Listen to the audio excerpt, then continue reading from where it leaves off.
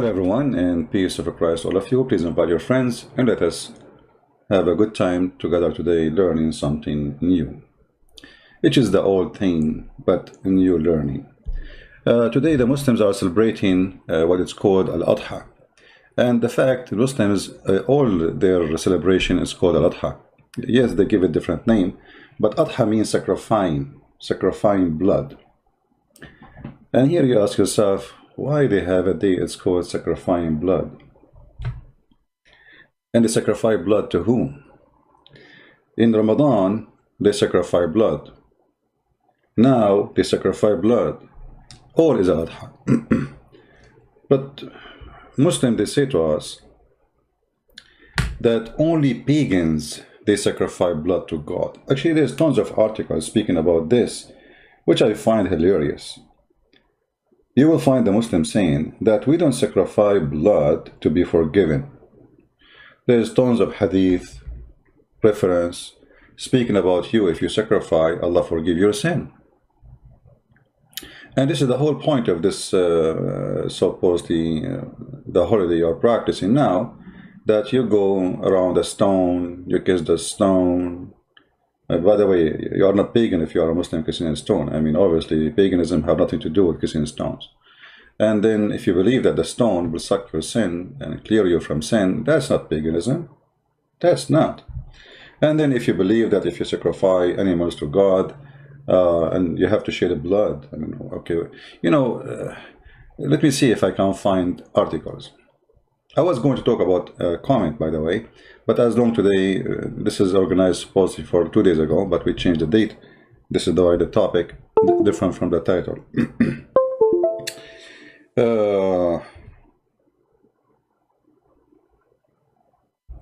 Okay, let's see. Just to show you how Muslims, they fabricate stories.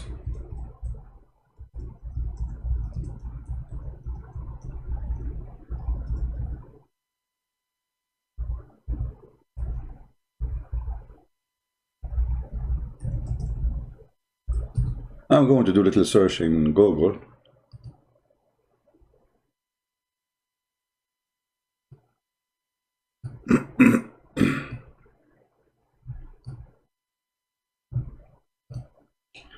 And I will open the first website appear in my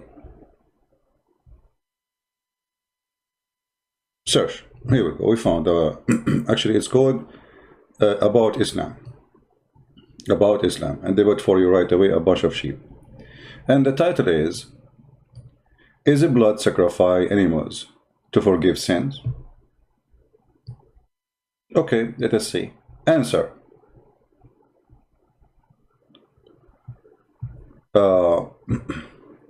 Muslims sacrifice animal to commemorate the event that happened to a prophet Abraham, peace be upon him. Prophet Abraham submitted his will to Allah. His son did too.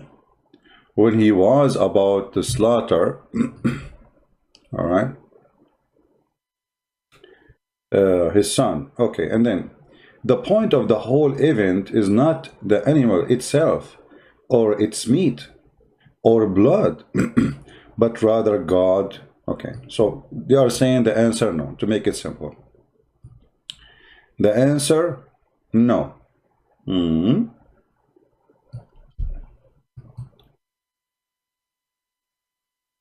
is a Muslim would agree with this? That the answer is no, it's just about Abraham. Anyone? Anyone? Who is a Muslim in the chat? Please invite your friends, you know.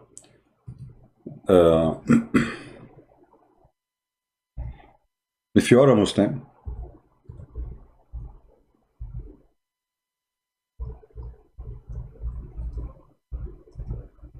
please let me know. You see, always in here on our channel, we say Muslims can call us for a very simple reason. Because we want you to hear the other side of the story. You know, like Muslims, they go on their channel and they start bashing Christianity and they fabricate tons of things. Here, we give a chance to the Mohammedan to prove himself against what we say. All right?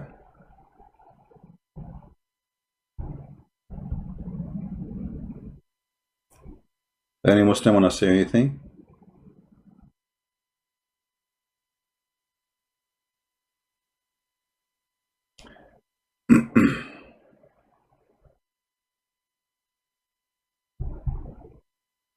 Anyone?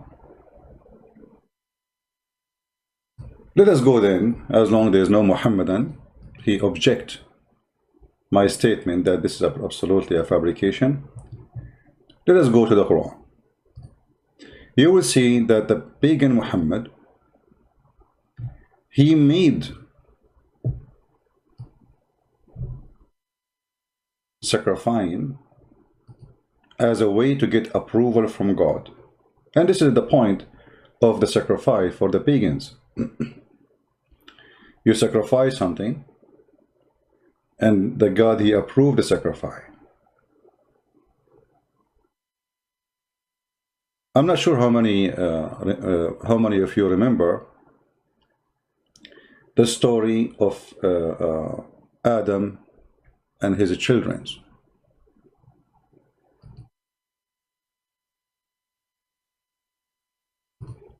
Many of those who live in Asia, where is the Muslim population, they hear the word Qurban. Qurban. But did they ask themselves, where is the word Qurban coming from? I mean, what Qurban? Qurban. Look how many times appear in the Quran.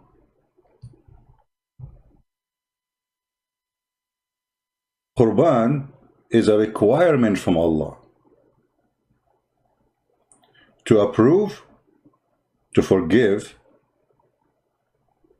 and to tell you what he wants. So why the Muslims, they say something is not true, and the Quran proving them to be false?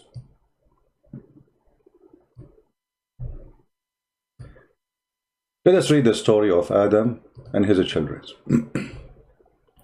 which I find that the story here is kind of hilarious. The Quran, as you know, is a book suffering from amputation. Legs are lost, arms are lost, the story is lost. And I think this is due to a huge number of the verses of the Quran being eaten by the goats, or which ate the Quran in the house of Aisha, or eaten by Muslims. Because if you read here, I mean, you tell me, what this story here have to do with this story here? Just the verse before it. This is about Moses and his people. And then suddenly he go and he speak about Adam children. And then he say, recite to them the truth of the story of the two sons of Adam. Behold, they each presented sacrifice to Allah. Hold on. I thought that the sacrifice is not to Allah to forgive your sin, right? Okay, so what you sacrifice for what reason?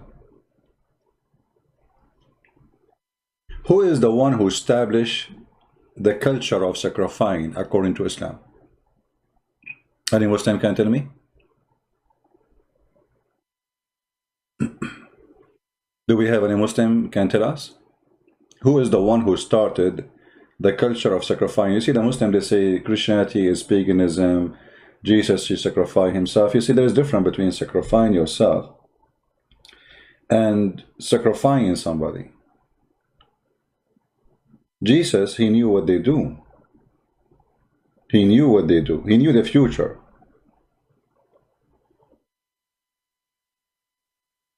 And he did not change the future. And there is many reasons for that. Christ, he showed us his love. He showed us his bravery. He showed us he's not a coward like Isa in the Quran who ran away, asked somebody else to die for him. He showed us that he will die for us. We don't need to die for him. He showed us that he is the opposite of every culture and every belief in the world, where you, as you say, You sacrifice your son to the God, but Jesus, he sacrificed himself to you. So it's the opposite of what pagan believe. But here we notice, I look not well. You are talking to me? Why do you see my face? Anyway, no, don't worry. I look very well. I just woke up from sleeping, and I have just little coffee in front of me. I look no well.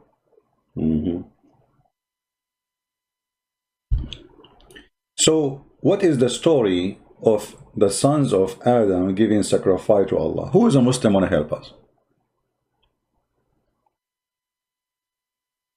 Any Muslim want to help us?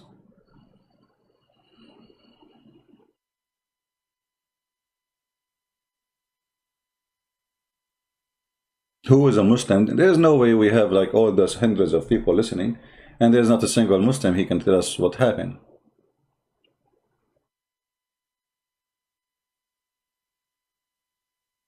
Sacrifice, he did the first sacrifice, not according to Muslim. The Muslims, they have a story about Adam, and Allah, he told Adam to tell his children to sacrifice to their God.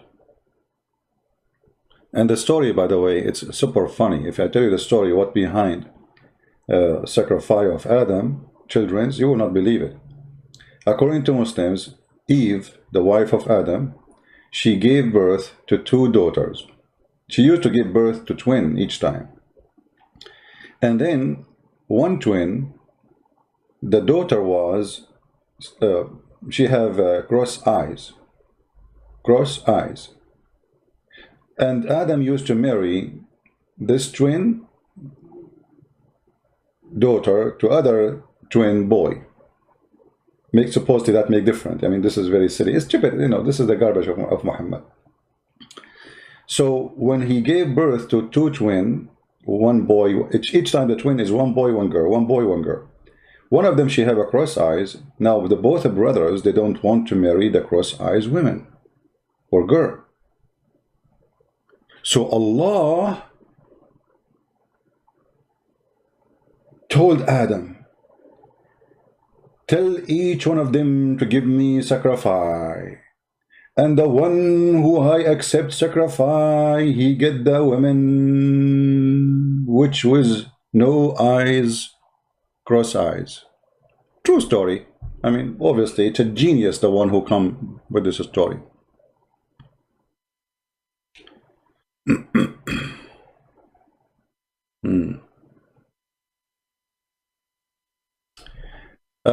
We have some people trying to change the topic, but it doesn't matter to do some spanking from time to time. We have a person here, he is named, you see, I like those people who we speak about something and they switch the topic right away. Sanka, the one. CP claims his Jesus love everybody, including Hindus and Buddhas, as called them, and after that he attacked Hindus for scolds Hindu. What a hypocrite. My friend, I don't know if you go to China or you ever been in China or not, but don't go there, because you will find a big example about you in their culture. It says, he left as a donkey, he never came back as a horse. Jesus himself, he told those who they are Jews, not Hindus, hypocrite, son of serpent. Are you better than the Jews who worship the true God? So if you are a hypocrite, I will call you a hypocrite. If you are a donkey, I will call you a donkey. And actually, I take it back, you are not a donkey. If you ask Sadhguru, ask him, he will say to you, no, you are not a donkey, because obviously you do not know Christianity at all. So your guru, he will say to you, you are not even a mule. So loving somebody is by rebuking him when he is doing wrong, not by saying to him, go and take drugs and smoke hashish. You are a very stupid, shallow person. We go back to our topic. We go to the bigger donkey, Muhammad. Recite to them the truth of the story of the 2 sons of Adam. Behold, they presented sacrifice to Allah. Muslims, who is the one can tell us how in the world even we can understand this story? You see, the Quran is so stupid to the point you get more confused after reading it from before reading it. So now I am reading Quran. And I start reading this verse, and then the verse after it. The verse after it says, here it says, and Allah accept the sacrifice of those who are righteous. Do you see it? Allah accept sacrifice of those who they are righteous. And here you see the story, how stupid it is. Because both brothers, until now, they are not committing any sin. So why one of them is righteous and the other one is not? I mean, what they did, this is the first human beings in the earth. They stole TV, what they did. Anyone can tell me what is the righteous, the bad thing he did, the other brother? This is before he killed his brother. I can say, after he killed his brother, he became not a righteous man. But before that,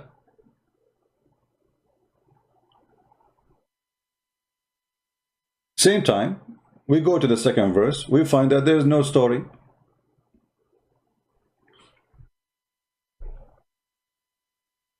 If you try to stretch my hand your hand against me, to slay me, it's not for me to stretch my hand against thee, to slay thee, for I do fear Allah. Look at this. So, if you fear Allah, you will not kill. So how Muhammad was slaughtering people left or right? You see the contradiction of the ideology? Because here you feel like, okay, this is a philosopher saying to us that the one who killed is not righteous. But all of Islam is based on killing and stealing and kidnapping, taking churches. Right now, the Muslims, they are praying in our churches in the Middle East, starting from Hagia Sophia, all the way to Cairo, all to Egypt, all the way to Syria, all the way to Baghdad. All those churches, those are churches, the Muslims, they are taking them as mosque. Big, huge churches, so beautiful. Theft and criminals, cult. So when you read this, you ask yourself, what righteousness and what not righteousness? And then, for me, I intended to let thee draw on thyself my sin, as well as thine. What does that mean? The translation is very weird too. Can you higher your voice in the mic? What's wrong with my... I think you need to hire your speakers. All right? Nothing changed in my mic since I bought the microphone. So I think it's from your side.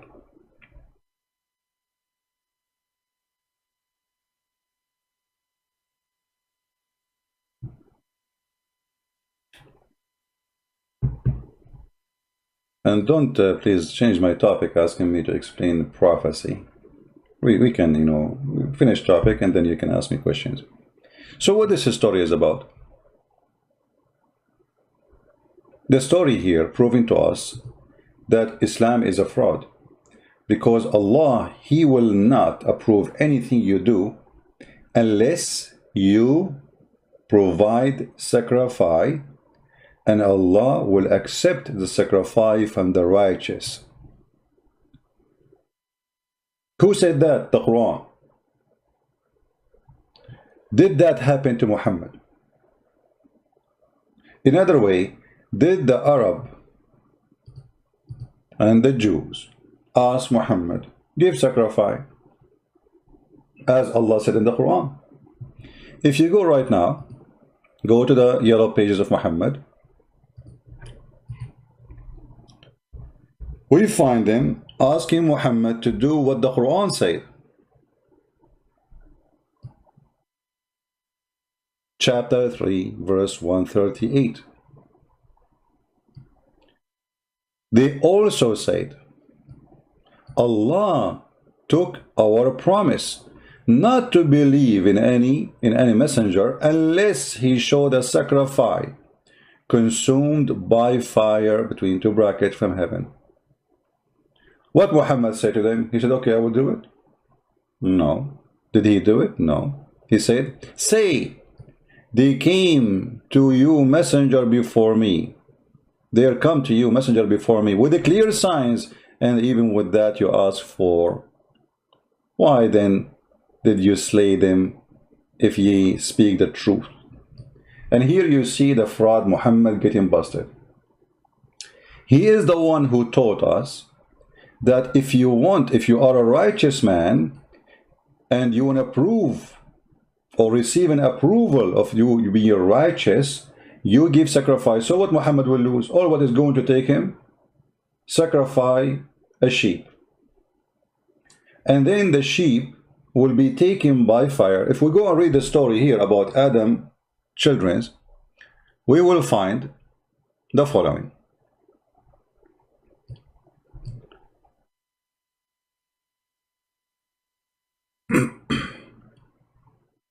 If any Muslim have anything to say, he object what we say, please let us know. You know, I understand your disability of refuting us. So chapter 5 verse number 27, and as you see here, we don't give interpretation for anything according to us. We give it as the Muslim believe in it for centuries and centuries. And here you will see that yes, there is a fire came from the sky and ate the sacrifice. Who is this fire? Any Muslim can tell us? What is fire? Fire coming from the sky to eat. The story here with us.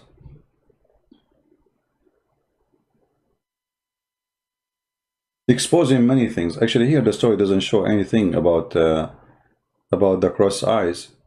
We need to read another interpretation to see what is behind the, where it says the cross eyes. So you need to search. Let us see. Maybe we can find it.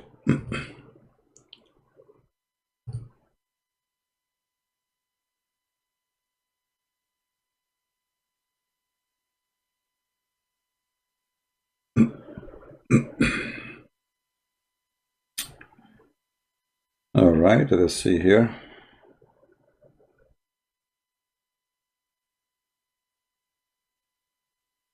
Here you see the Muslim, they try to make it nicer in the translation, but this is not a true story. It says here, Adam, read carefully with me. They also say that every pregnancy, Adam was given a twin, a male and a female. And he used to give the male of one twin to the female of the one twin to the female of other twin. I mean, this is how stupid this Islam is. I mean, doesn't make a difference really. Both are sisters anyway.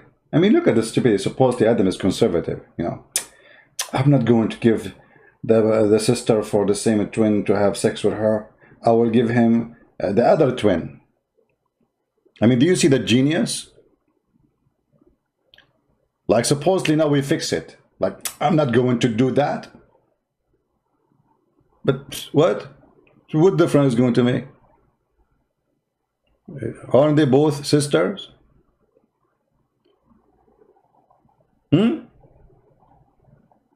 No, brother. Haram, brother. Haram, brother. We cannot marry this twin brother to to the same twin brother. We have to give it to the other twin brother. Alhamdulillah, alhamdulillah. Brother sister, we are Muslim and we are very conservative. Our prophet is very conservative. As an example, he ordered the woman to wear burqa, but he ordered the woman to give her boobs to a stranger. Zakir. So she wear burqa, but she gave her boobs to a stranger. How that make you conservative? First of all, Christian friends, you are stupid. You don't speak good English. You don't speak good Arabic. You don't speak good English. It is two words. Conservative. Okay. What that make it? I'm getting confused. Exactly. Allah wanted to be confused. For he is the God of confusion. Actually, the other God in the Hindu language, they call Allah Confucius. This is coming from the word confusing. Confucius is from the word confusing? Exactly. and I'm going to explain to you. Aren't you confused now? Yeah. I'm confused too. Okay. We need 2 more people and we can play cards. Because now we need 4 people confused. Any volunteer?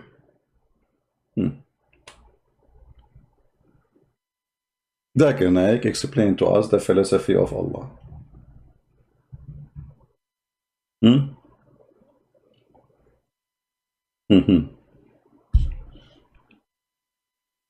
So the story continues. In marriage, Habil's sister was not beautiful. You see here, they took the story off. It's about Habil's sister. She have cross eyes.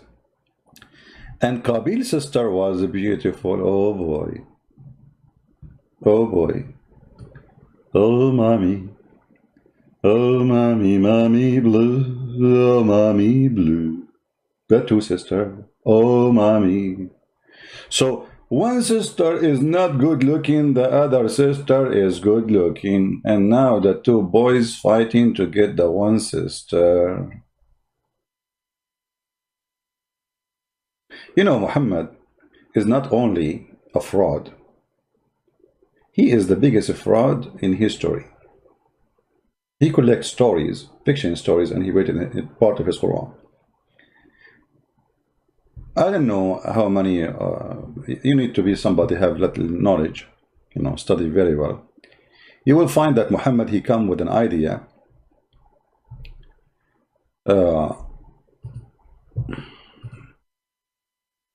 which is proving to us that he is a fraud. Let us see.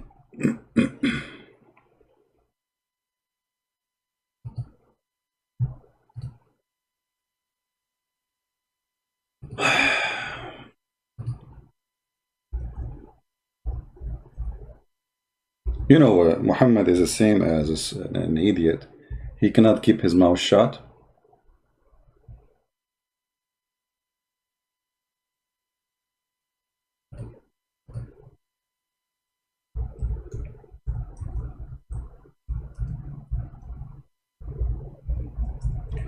Let us find the hadith.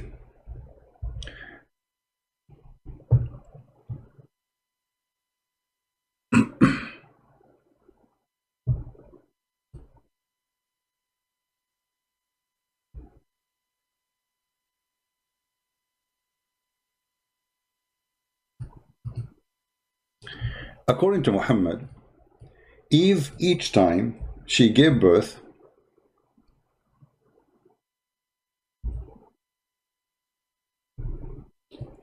her son died. And the story I'm going to show you, it's proving to us that Muhammad is a big fraud, comparing the story to the story in the Quran. Read carefully. The Prophet SAWSAOOOOMG Mercedes-Benz, he said, when Hawa is Eve. I mean, the translation is hilarious. I mean, they translate everything. And by the way, here they say it is da'if. They say it's da'if. But the fact it is Hasan. Hasanun Gharib. But anyway, the story mentioned by Muhammad, the Prophet said, when Hawa became pregnant, Iblis came to her and her children would not live after birth. So he said, name him Abdul Harith. So she named him Abdul Harith. And he lived. So that is among the righteous, the inspiration of Shaitan and his commands. Okay. But based on this story, Adam was not giving birth. His wife, she was giving birth to twin, as Muhammad claimed.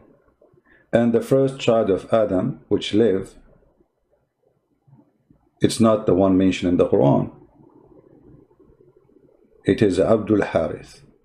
Abdul Harith means the slave of Shaitan. Harith is one of the name of Satan. Can you believe it? Then we go here. We notice that the story, as usual of Muhammad doesn't match with the story of Muhammad as usual. Here we see a prophet giving twin, and now he want to marry the sister of one twin to the other twin. And now the two boys are fighting over the sister who have no cross eyes, resulting in Qabil waiting for her for himself instead of his brother. Adam refused and lets both offer a sacrifice. Now you ask the Muslims, okay, who told Adam to do sacrifice? I mean, what this idea? This is the first man. This is the first man. He never witnessed sacrifice. So why he is Allah? He's told him. And who his sacrifice was accepted would marry Qabil's sister. So the idea is, both of you give sacrifice, Allah will accept the sacrifice, and by accepting the sacrifice of the person, that person will marry the daughter, which have no cross eyes.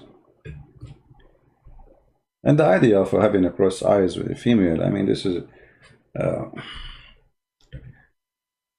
let us say for the sake of argument, a woman, she have a cross eyes. I mean, the start of a human being crimes is because of a woman cross eyes,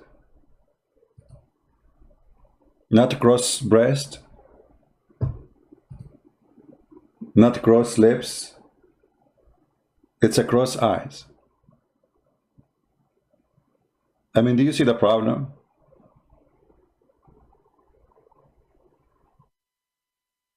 If we ask Zakir Naik, Zakir, what do you say about this story? Zakir Naik, for sure, he will be so excited. He say, no. He said, Christian breath, be honest. If now we give it to women, and women of them, they have a cross eyes, and then the women, you don't have a cross eyes, which one you are going to accept? I say, Abdul, why I don't take both? I am a Muslim, I can't take four.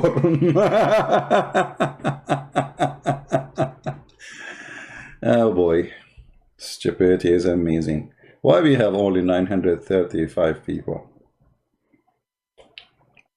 Come on, we are talking about cross-eyed women. You see, first of all, Muslims, they say, everything happened by the plan of Allah. Everything happened by the plan of Allah. Even when you commit adultery,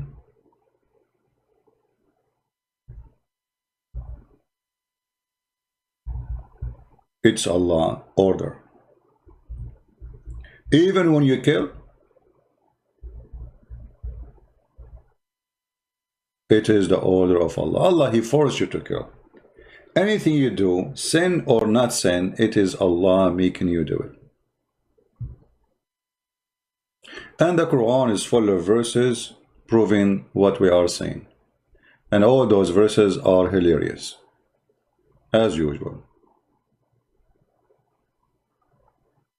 As an example, in chapter of Al-Imran, it says, it's not for any soul to die except by Allah, where He wrote the destiny for this soul. So if this guy, he killed his brother, he killed him by the will of Allah. If we go to the yellow page of Muhammad, we will find here.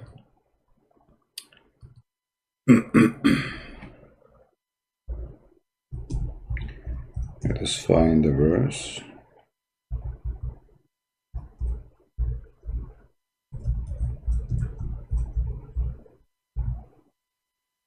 All right. Chapter 3, verse 145. Nor can a soul die except by Allah leave. And due to what? Due to a fixed writing. Fixed as by writing. Writing here is the destiny. Allah, He wrote your destiny. So if the two brothers fighting, this is due to the fixed writing. If one brother, he killed the other brother, this is the fixed writing of destiny made by Allah. Do you see it? Any Muslim have an objection?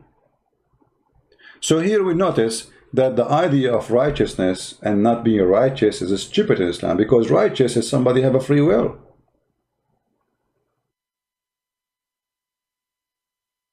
Do you understand me, guys? In order to be considered righteous or not, you have to be a person of a free will, and then by the free will is given to you, you do as you wish, and then we will know who is the righteous, who is not. But here, there is no righteous. Anyone kill anyone, it is the fixed writing of Allah. Anyone rape anyone, it is the fixed writing of Allah. Anyone do any crime, good or bad actually, it is by the fixed writing of Allah. Do you see it? So what the point of saying, did I say what the point? This is a word, nobody can say it as good as Zakir Naik. When a woman, she said to him, why in Islam there is no woman, she is a prophet? Zakir Naik, he right away like to use the word point. He said, the sister, she got the point. In Islam, you don't have a woman, she is the prophet. I like thee. And you got the point, sister. Yeah, you got the point. And then he explained, she cannot be a prophet because she have an ass.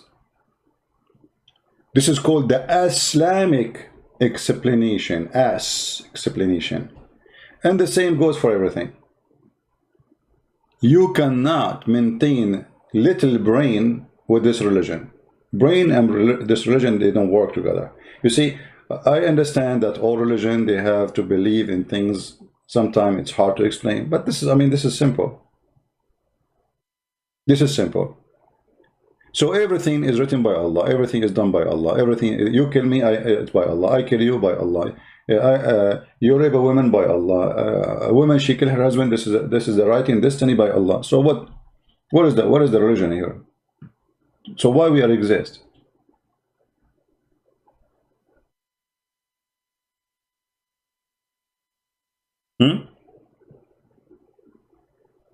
Yeah, fixed by writing. Because, you know, according to Islam, Muslim, they believe one of the most important belief in Islam is to believe in al-qadr, the destiny. And the Muslim, they try to defend themselves with this destiny, stupid things, but they can play the game, say, oh no, yes, Allah, He wrote a destiny for us, but we have a free will. Muslims don't have a free will, and we can prove it easy.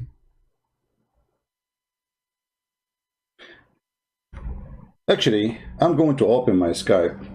Maybe we can get a fish. By the way, yesterday my modem died and then came back to life, but I'm going to replace it. I ordered a new one already.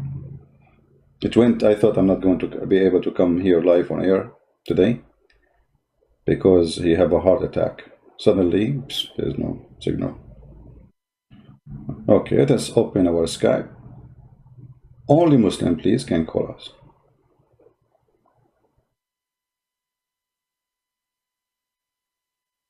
Only what?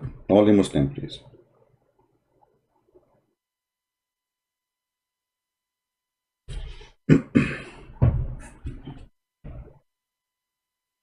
All right.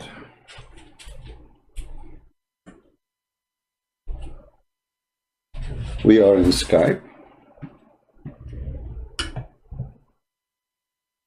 By the way, the first Skype is created by Allah. It used to be called Abdul Skype. Okay, if you are a Muslim, please just text me and I will take your call. All right? Just text me. Don't call, just text. So we don't have any people calling at the same time. So, nor can a soul die except by Allah leave. So in order for me to kill somebody, Allah have to give a permission for me to kill that soul, so the soul will die. He will give me a permission to use a knife or a gun, so that soul will die. He will give me permission to march toward this person to kill him. This is all the plan of Allah. Any Muslim? Can you explain the pen and the tablet in more details? Jasmine, this is out of the topic, but as long as there's a connection with the qadar, Allah, He have a tablet, and he wrote in the tablet all those things, the fixed things for us, including the Quran. And this tablet is made from flour. I hope nobody will eat it. And the frame is made from saffron and diamond. Saffron. This is the God who have a tablet.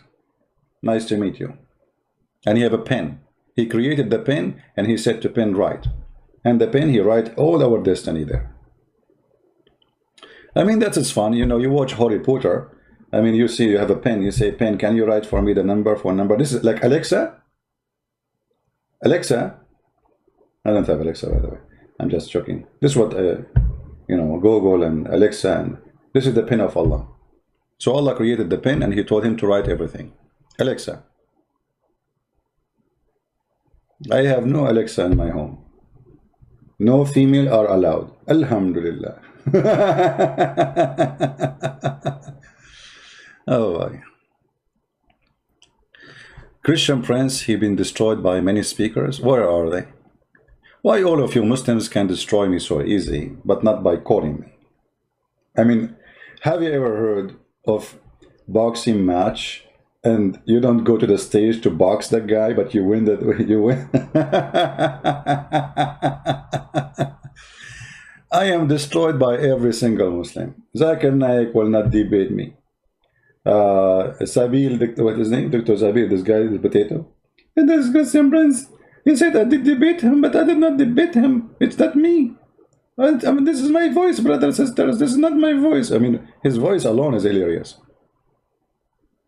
So where are they, the one who can beat me with many speakers? Where are you speakers? My Skype is open. Speakers, don't you say speakers? Are you talking now? We don't hear you. Call me. Where is the speakers? As long all of you can break me pieces. Why all of you? They are so good to attacking me in videos. We laugh at them. But I'm here.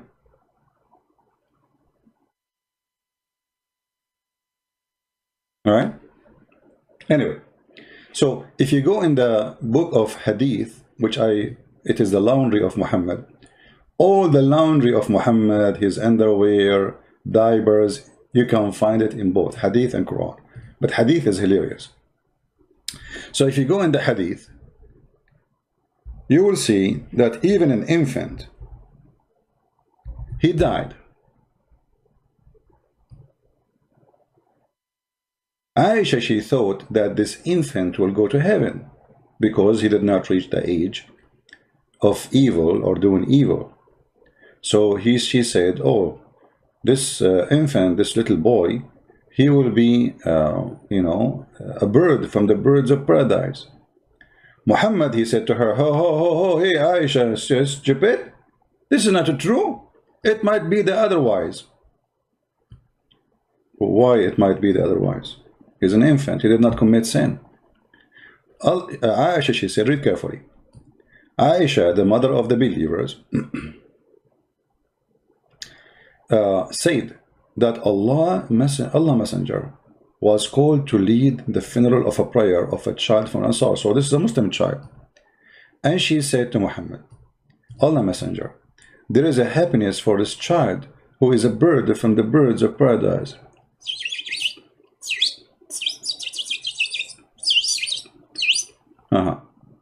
So Aisha, she thinks that this child now is a bird in the paradise, singing.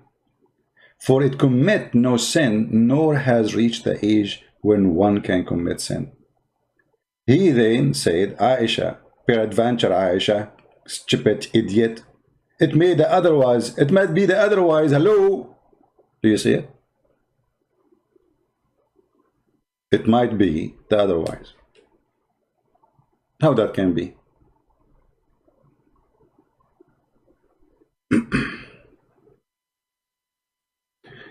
Hi CP, is this really you? No, it's not me.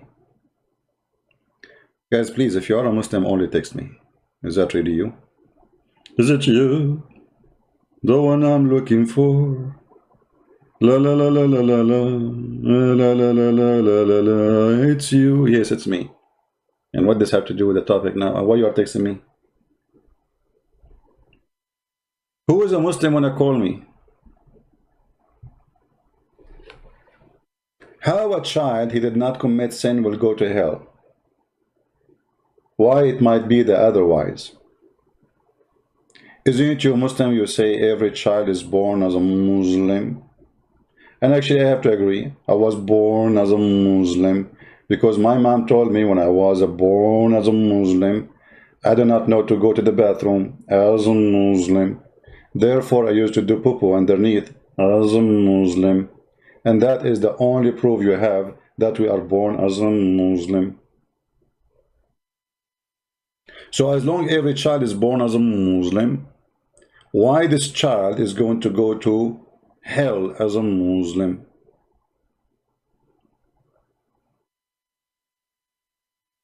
Anyone?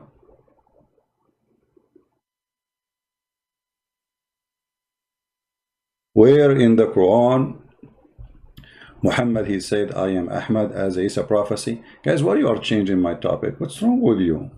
Are you suffering from the flight of thought like Muhammad? Very easy. Just go to the Quran and search for the word Ahmad. You will find it. Like, hello. Do I need to do it for you? Chapter 61, verse number 6. Okay, go back to the topic.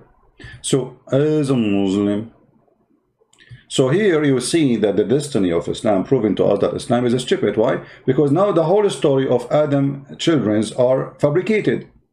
Because it is destiny even to marry a woman. It is destiny when you die. It is destiny to divorce a woman. It is destiny to sleep with the women. If we go in the hadith, we will find this. Even your sin as fornication is done by destiny.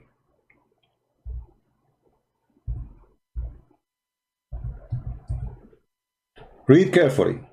This is the fool Muhammad speaking. I have nothing to do with him. Trust me, we both are Arab, but we are not relatives.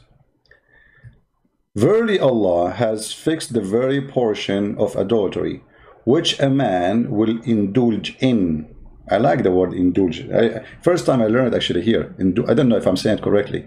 Indulge. May Allah indulge you. Fixed very portion of adultery which a man will indulge in, and which he of necessity must commit. Do you see the word necessity must commit? Do you see it? So how you Muslim, you say fornication is a sin, Allah will punish you for it. I mean, this is the most stupid garbage religion. So you force me to commit sin, you force me to make fornication, and then you punish me for fornication. You know what? You Muhammad, you have a fornicator brain.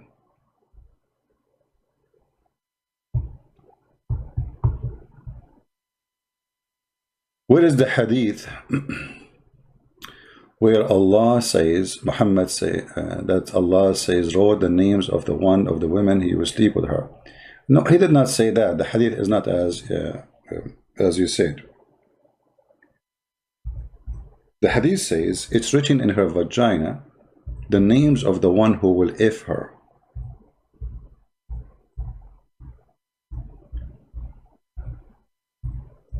Not as you say. Well, we can put it in the screen, but I don't think we can find it in English. And the Muslims, for sure, many of them, they will say to you, oh, we don't accept this hadith, brother. We don't accept. But their scholars, they mention it in TV, but it's not accepted, brother. You know?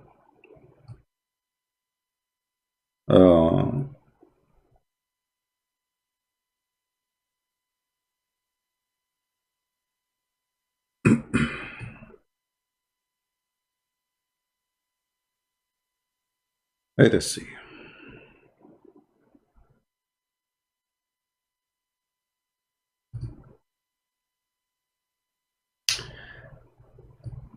This is the book. It's called الروض العاطر في نزهة الخاطر. Where it says, it's written. Actually, if I translate for you this, our program will turn into a sexual program. I cannot really translate. I don't know. Should I translate? Guys, what do you think? Should I translate? I mean, this is really horrible. Oh boy. I will use Google Translation. But I don't want to change the topic. Why you are doing this to me, guys? Maybe we should make a special program for this.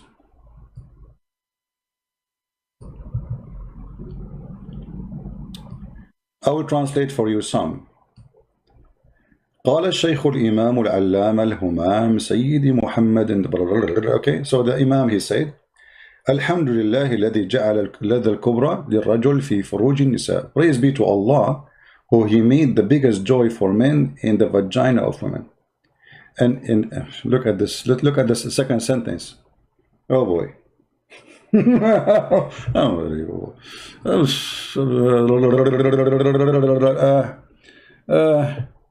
And praise be to Allah that the one who he made the biggest joy for women is in the peep of men. You know what I'm talking about, right? I'm not going to read it. And the vagina will not be comfortable unless and have peace unless that peep, enter into that peep, So, and then if they connected, the nikah happened. And the nitah happened, boom, daham, boom, boom.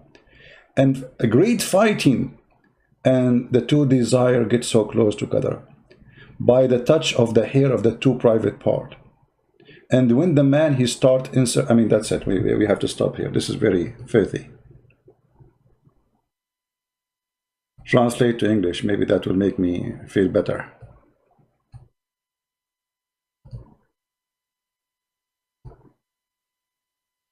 Okay, I don't know if you can see. Praise be the God, the one who made the great pleasure for the men. In the women chicken, the Google translation translate the women vagina as a chicken. And he made it for the women by air. Air in Arabic, by the way, is the penis. Air, you see, that the translation did not translate the word. So, and the air, unless inserted into the vagina. It doesn't change the topic. That's going out of control. All right. Thank you, Mohammedans. So anyway, the hadith is there, and Muslims, they try to say this is not true, and but they teach it in their schools and they preach it, but it's embarrassing. So they have to get rid of it. All right. Let us go back to the topic because this is going out of control, out of hand. Oh boy. Oh, mommy. Oh, mommy, mommy blue. Oh, mommy blue. Let us get the spray, like when somebody, those in the movie, they smoke or take a drugs or do something, they have a spray. Like, where is the spray? Where is the spray? We said nothing. We said nothing. We need a spray. We need a spray for this. It's so filthy, this cult, to the point you need a lot of spray. Now, we go back to the topic. Destiny. It is destiny to make sacrifice. It is destiny to be a Muslim. It is destiny to be a Christian. It is destiny to be a fornicator. It is destiny to be a killer. It is destiny to be a thief. So why we punish for anything we do if it's all destiny?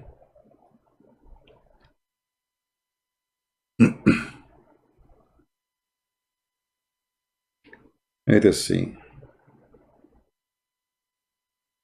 Oh, a Muslim is texting me and saying to me, are you ready to be a Muslim? Okay, I'm ready. He will make me a Muslim, guys. We have a fish.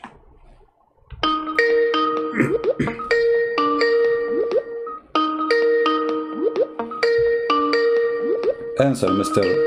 Are you ready to be a Muslim?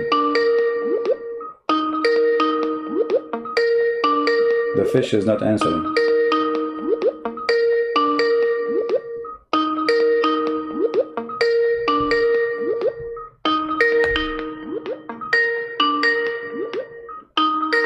He's not answering. Coward. Are you ready to be a Muslim? Are you ready to be a Muslim? Hey, I'm ready to be a Muslim. Are you? Potato.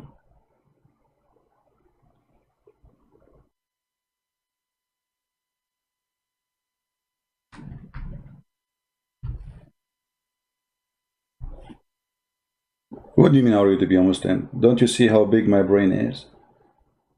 How I'm going to shrink it? It's impossible. To be a Muslim is somebody believe that there's a God. He made me and he forced me to do things, including fornication.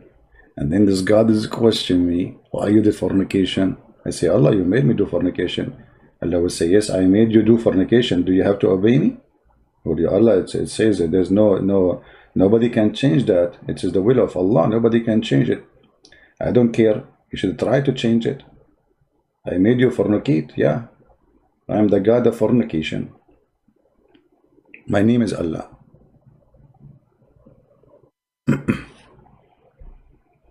Yeah, if you didn't, Abdul, if you don't call me, let us give him one more time. I will give him one more call. Because if he don't answer, I'm going to add him to the potato list.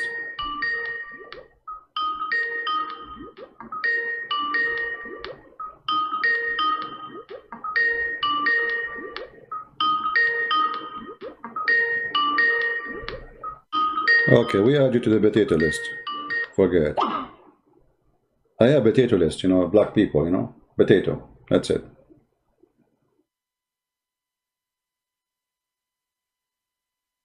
Potato, potato, potato, potato, potato, potato, potato, potato, potato, potato, potato.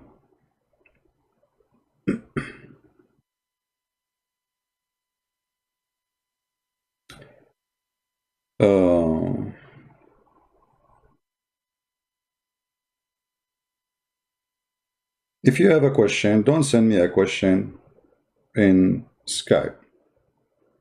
Send me your question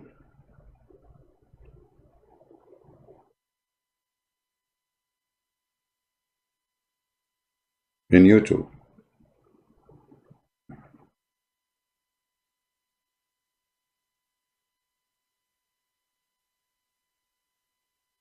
Any Mohammedan.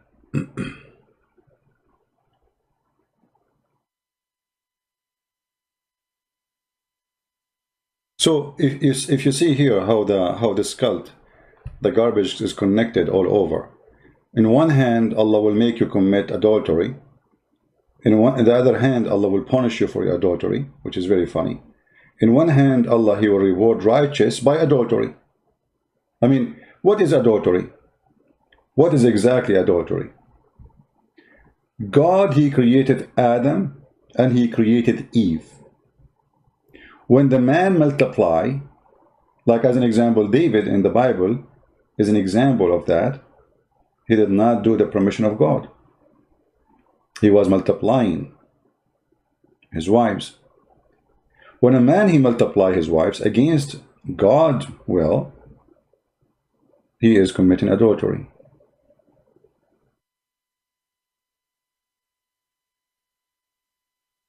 God created Adam and one Eve. So how does religion end? With many Eves, to the point you will have tens of thousands of them in the heaven of Allah. Women you never met. So as you see from the book we were reading, very filthy, things turn into sexual, like those, there's some movies about Kama Sutra, Kama Sutra. The Quran is a Kama Sutra religion.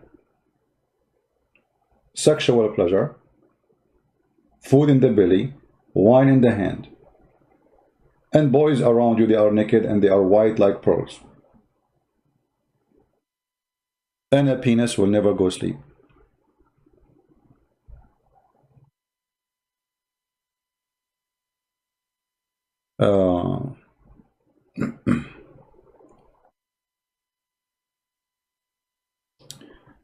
Debate somebody, his name Kidi Muslim. Kidi Muslim. Why he don't text me as Kidi Muslim? Ask him to text me. I don't look for people name. But let me try to find him. Just for you, because we are desperate looking for a fish.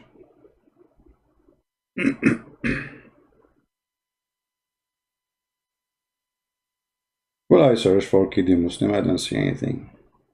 The name is wrong.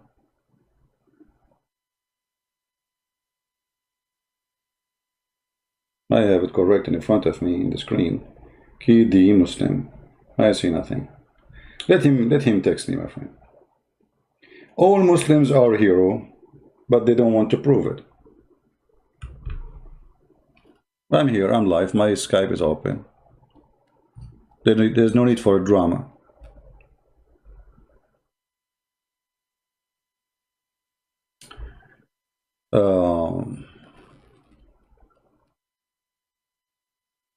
Yeah, but we don't want to change the topic. You see, guys, you are forcing me. You keep asking me questions have nothing to do with the topic.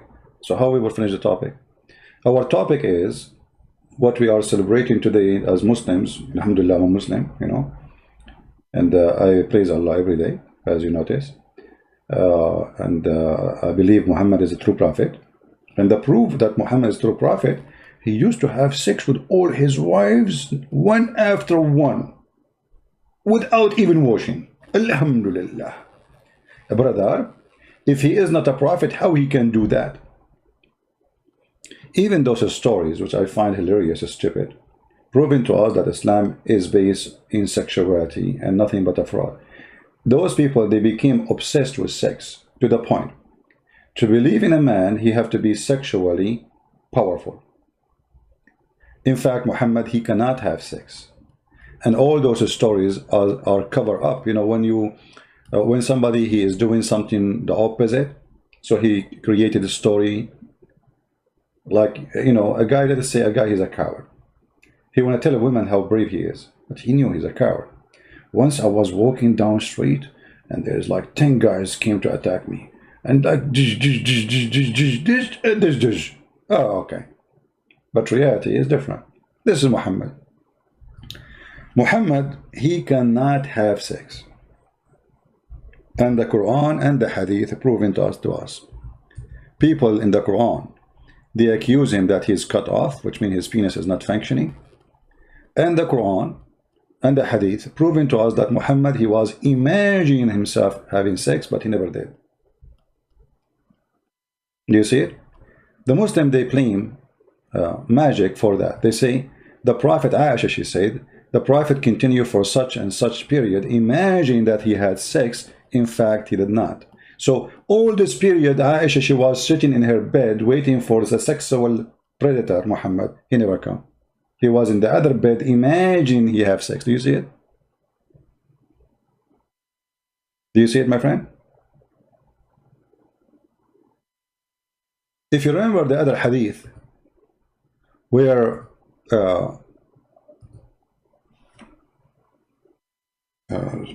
here it says, where a woman, she came to Muhammad and she told him she saw a wet dream. Salim. Salama told how Salim said, in Arabic mean mother. Mother. You see the Muslim, they call themselves Abu, Abu, You go to Islamic chat, you find everybody is Abu, Abu. They don't have names. So the mother of Salim said, O Messenger of God, Allah, God is not ashamed of the truth. This is the truth now. What is the truth? If is any washing necessarily for a woman when she has sexual dream? I mean, look at the decent woman. Allah is not ashamed. She want to inform the whole town that she is touching herself and she is seeing sexual dream. Everybody should know. Take a note. Salim is horny. And then the Prophet, he did not say, shut up, you idiot. What are you talking about? He said, yes, when she see a sign of a liquid. He go in details now. Where is the liquid will be seen? Let us guess. In her nose? No. Ears? No. You know where? Salama then covered her face and said, see, Salama, she got like, what? She covered her face.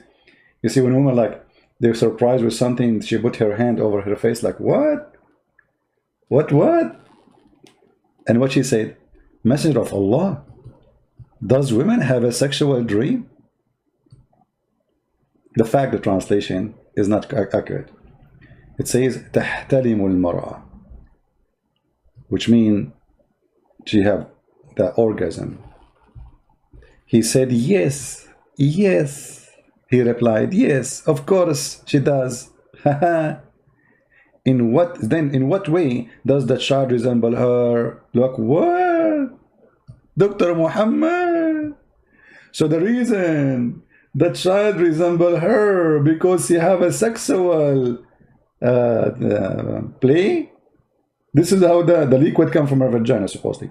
So you notice here, this is the wife of Muhammad. The wife of Muhammad, she never have orgasm.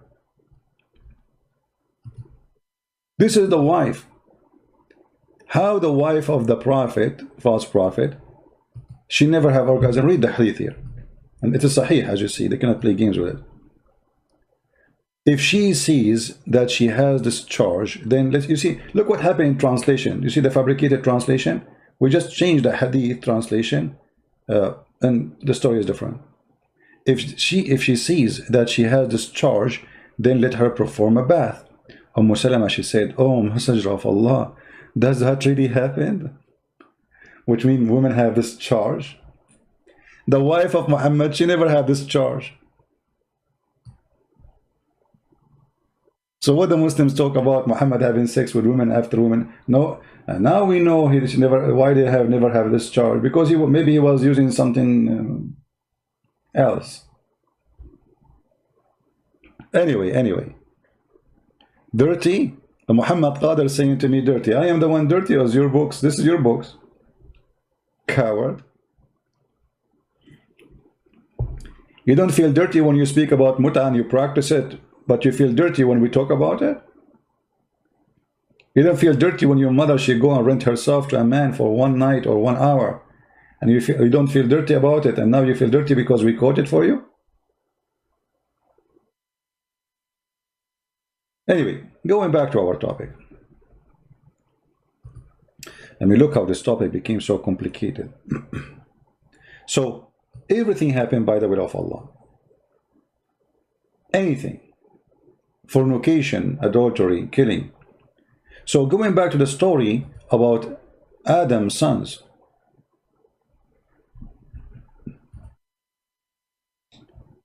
The sons of Adam, when they kill each other, that was a destiny of Allah.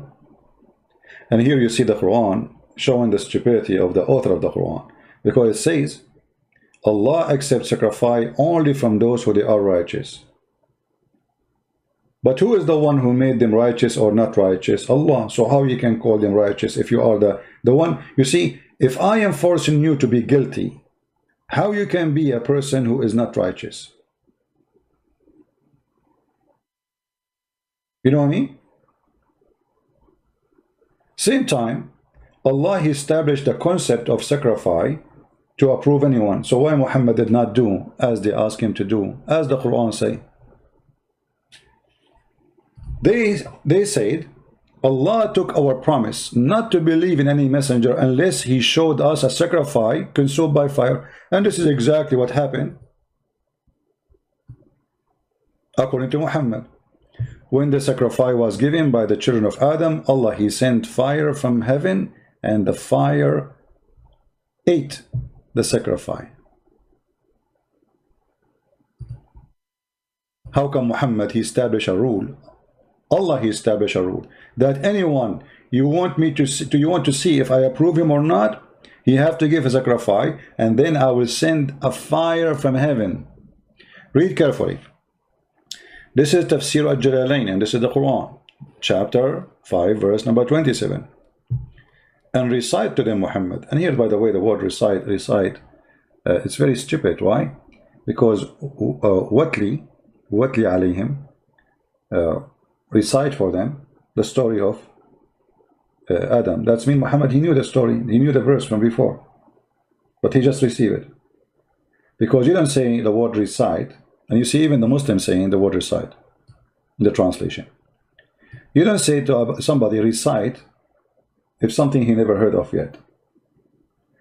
Recitation have to be from the memory of something already you know. So how you say to him recite? The guy, he just heard the story from you. So the story continue here saying, to them, to your people, the story of and the tale of the two sons of Adam and Abel and Cain, truthfully, بالحق, which means by the truth. So here the story continue and says each of them have an offer, how that each offered a sacrifice to God, to Allah, which is in Abel's case was a ram, and in the case of Cain it was a green crops, and it was accepted from the one of them, namely Abel, when fire came down from heaven and consumed the offering. So what is the sign of accepting a righteous man according to the Quran?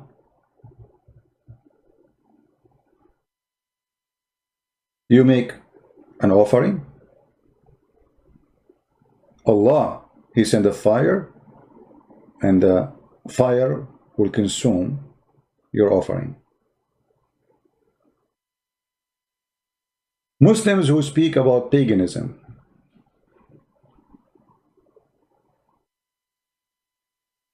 who have a comment?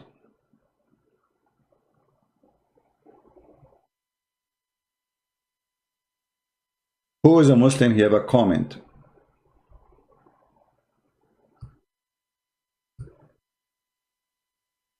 Qurban.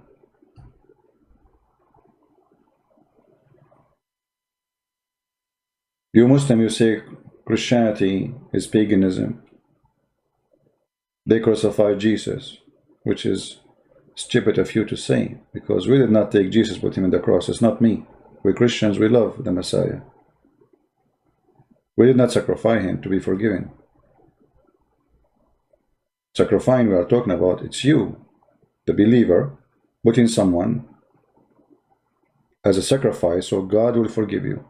Right? That's what you do. Or God will accept you. For us, the Jews arrested Jesus, for sure the Roman, by the order of the Jews. And they took him to court. And in the court, they prove him no guilt on him. Yet still they want to crucify him. Here you see, it's not Jesus walking to the cross. Even Jesus himself, he did not say, hey, come crucify me. Come here, I want to be crucified.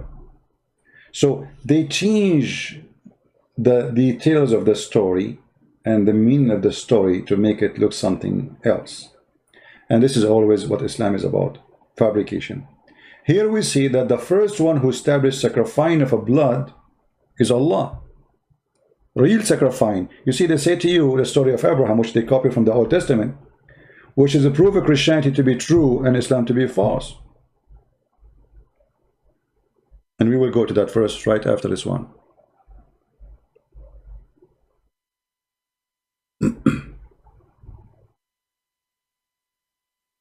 Muslim Piapar, he is saying, Mr. Genius, what are you talking about?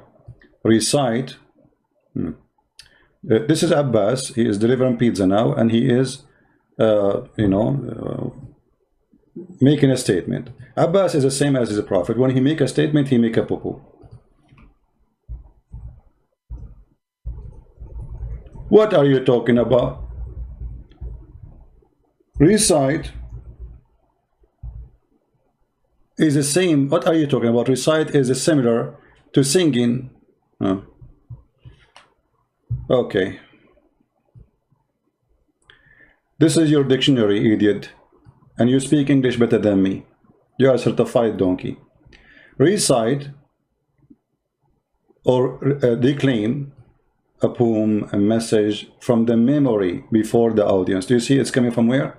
It is something you recite from the memory. So who is the genius here? So in order to recite it, it has to be in your memory already.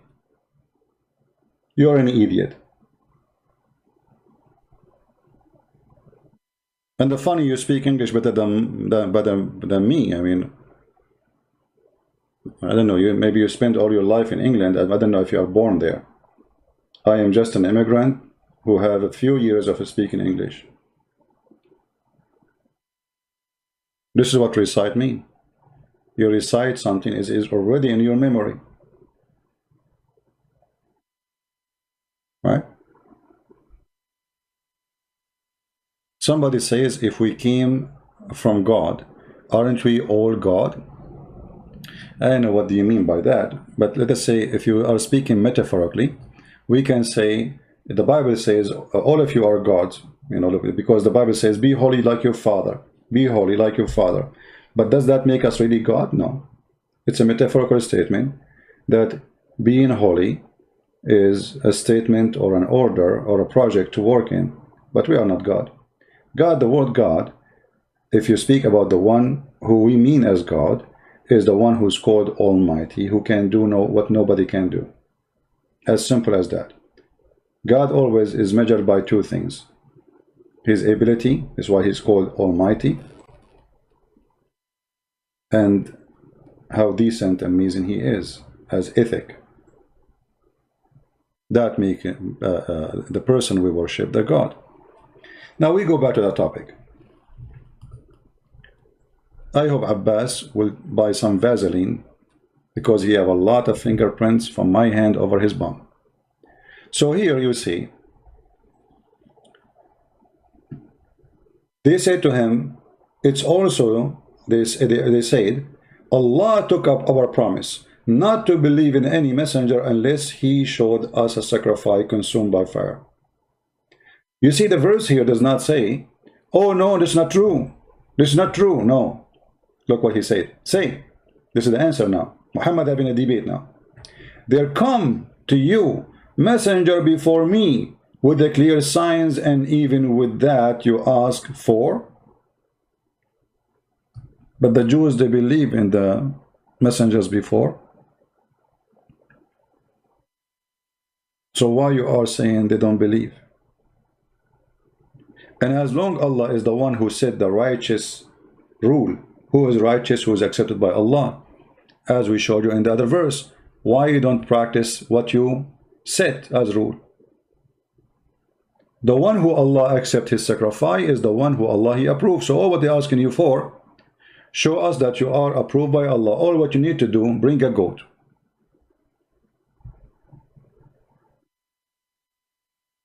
Muslim Pure is saying the following, just to show you again the stupidity of those who follow this cult. They don't know what they are following. Sacrificing animals is a symbolic and show our sincerity to Allah. It is requires effort and costs money, and for that Allah reward us. Okay, hold on, guys. Did you see what Abbas he just said?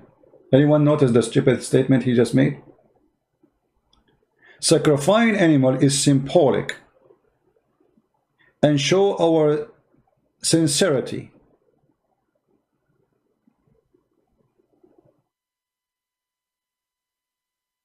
Thank you. If this is true, that means your prophet is a fraud. Why he did not show sincerity when they asked him to show it? You see, I'm going with your stupid answer. And your stupid answer is getting your prophet busted. They asked him, they said to him, Allah took our promise not to believe in any messenger unless he show us a sacrifice, as you call it, sincerity. And that sacrifice had to be consumed by fire. Why he did not do that? I mean, even that is hard to do. Muhammad, he cannot take one sheep from the sheep he owned and sacrifice it and show them that he is a prophet. How hard it is. They did not ask him to make the water gold. They did not ask him to move mountains. They did not ask him to bring the dead to life. They did not ask him to make the blind see. All what they asked him, sacrifice an animal. And you are the one who said, this is something we do to show our sincerity. It's an offer. Do it anyway. Show sincerity to Allah. What you will? How come Muhammad he is willing to sacrifice when it's not time, but when it's time he sacrifice? All what is going to take to believe in him now is just to sacrifice an animal. Allah he will send the fire, and that's it. Bingo. The story is over. But because Muhammad is a fraud, he knew that Allah is not God. He knew nobody will come and consume the fire. He refused. Correct, guys? This is the real reason. And look, they cannot deny that this is true, what they are saying. Even the verse itself did not say, oh, this is not true. Allah did not say that. He agreed with them by ignoring what they said. He says, okay, well, there come to you messenger before me with the clear signs, and even with that you ask them for, okay, messengers before you come with a clear sign. That means all messengers, they have a clear sign. Where's your sign? How come you don't have any? And when the Muslims, they say the prophet, he have miracles, actually here prove that this is false. Muslim Pepper, he found that his answer is stupid, so now he's saying he was answering without knowing, without the topic.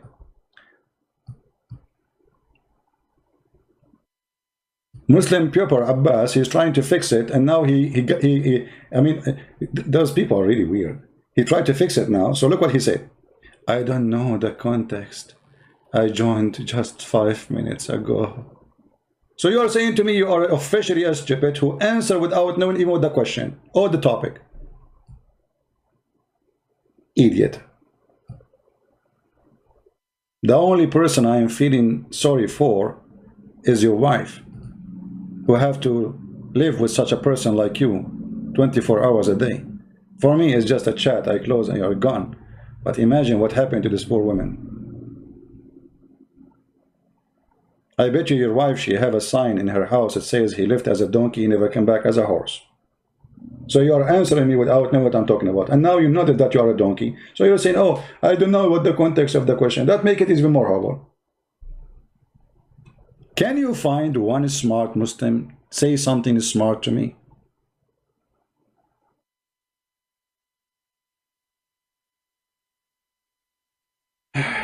If you want to call me, you have to be a Muslim.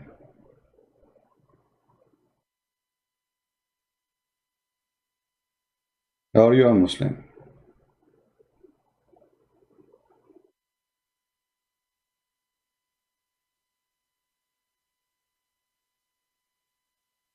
We have somebody saying, can I call? Let us ask him, are you a Muslim?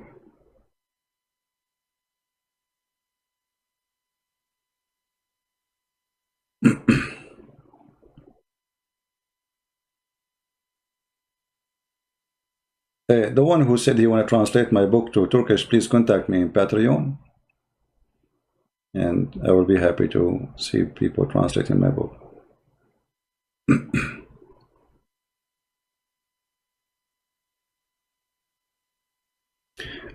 Here we have a person, his name is Mimi. He is saying the prophet only, like he has explained why the prophet did not sacrifice. He said the prophet only obey Allah, not people. That's false. First, Muhammad, he obeyed Khadija. Muhammad obeyed all people. Even he changed Islam just for the sake of people to accept him. And the top of that, you idiot. It is Allah who made such an order that if anyone is righteous, he have to give sacrifice to approve him. Don't you read? Don't you know how to read? This is your Quran. He obey Allah. Thank you very much. Why don't he obey Allah then? Allah said, present to me sacrifice, and the one I accept the sacrifice from him, that is the righteous one. So as long Muhammad, he obey only Allah. Well, Allah, he said that. Make an offer. And the same happened to Abraham. In the story. No sound.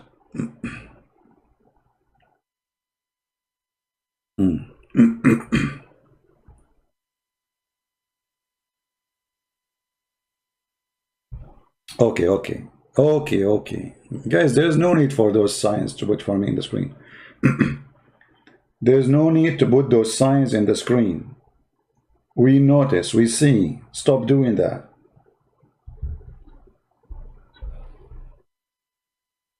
If you are a person who put those signs in the street, in the chat, number one, now you learn that you have no patience. Number two, you are not thinking, because you think you are the only one who notice. Number three, I don't know what you are doing. Like, can we change that? It's internet. Are you waiting for Allah to fix it? Have patience. What happened to you? I mean, a human being is amazing. In a second, everybody's going crazy. The circle, the circle. Isn't it enough one of them to give circle? No. Now we have to copy. All of us, we have to give the circle.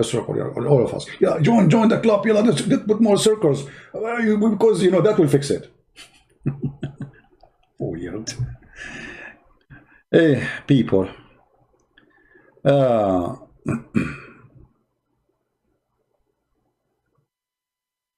Mimi Hijab, the boy is your prophet, and the one who is hiding is Mimi Hijab. I am the one who called him, the son of Muta. He is the one who hang up on me, and go watch it.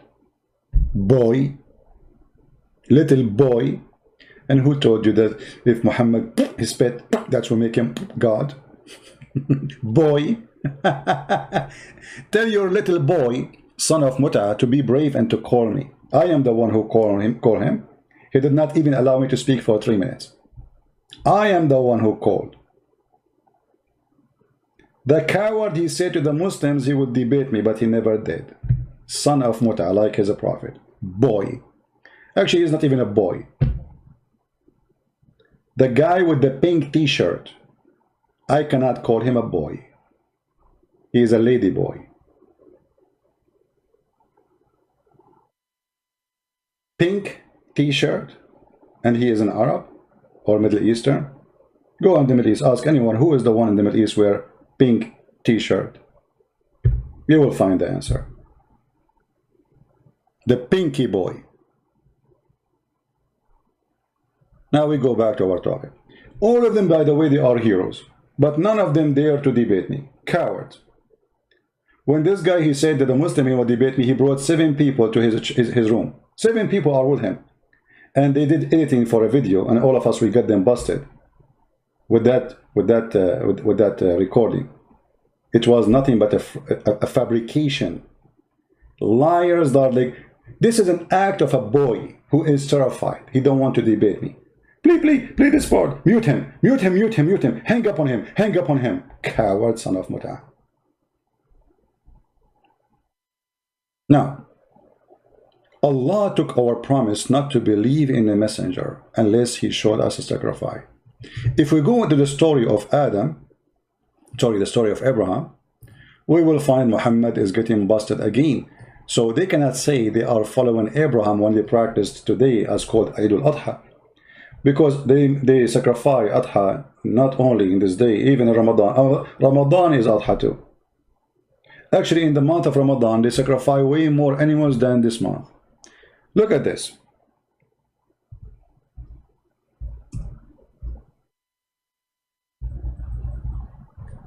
In the stupid Quran,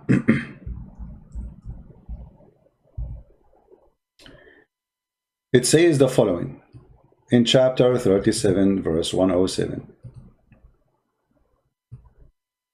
Muhammad, who claimed to be Abrahamic, but yet he cannot practice what Abraham practiced. They ask him in official challenge to do what Abraham did. Not to sacrifice his son. Muhammad don't have children, but to sacrifice a sheep.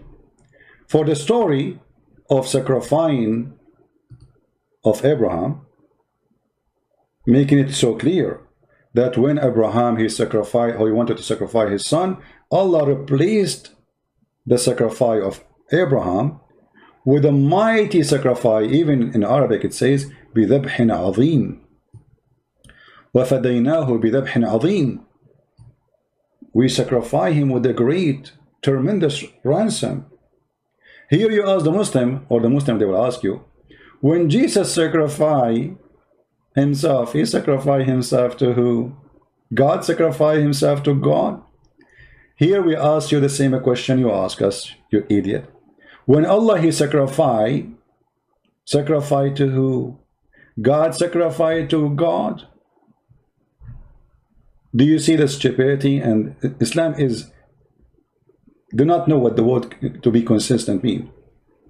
We ransomed him with a great sacrifice, i.e. a ram. Question.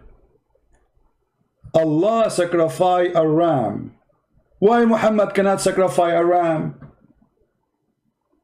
Are you better than Allah? This is number one. Number two, Allah sacrifice a ram to who?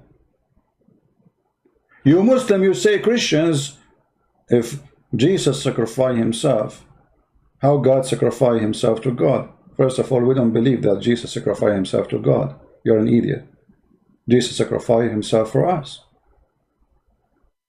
Idiot. But here, you need to explain to me why Allah, he sent a ram from heaven. And this ram is called Azim, one of the names of Allah. Azim is one of the names of Allah. Don't you Muslims, you say Al-Azim? This is the name of Allah. A mighty sacrifice. If you change the translation, always the Quran change, depend in the translator. For Islam and the Quran is very flexible. Depend in the propaganda and the agenda. Mighty sacrifice. Why? He is God? How the sacrifice is mighty? It's a ram anyway. So here you notice that Quran approve that Muhammad is a fraud. For a mighty sacrifice have to come from heaven down to earth, not from earth. If you go and read the interpretation for this verse, chapter 37, verse 107, let us go.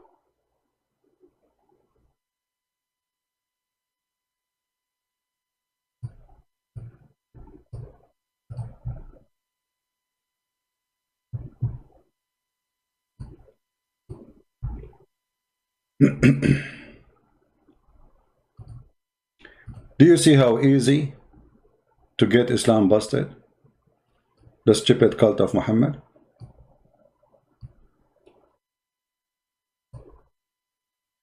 This is Tafsir al-Jalalain. We ransom him, the one whom he had been commanded to sacrifice. Namely, the Muslim, they say, look at the stupidity of this cult.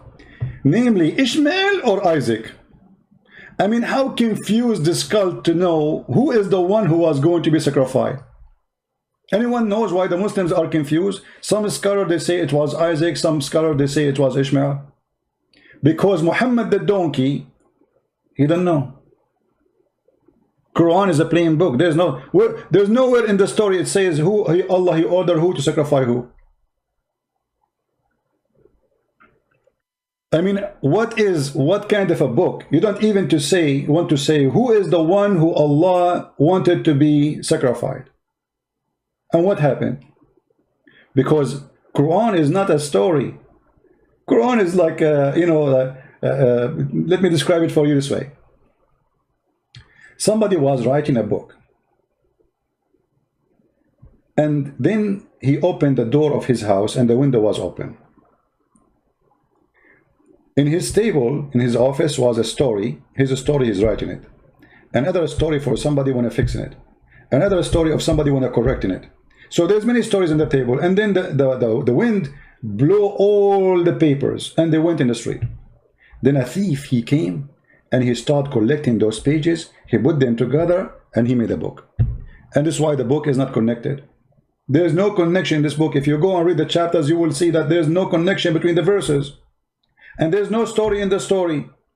So now we see in the interpretation saying, namely, and look how funny it is, namely, I mean, how namely, and yet you do not know who. I mean, do you see, guys, the word namely?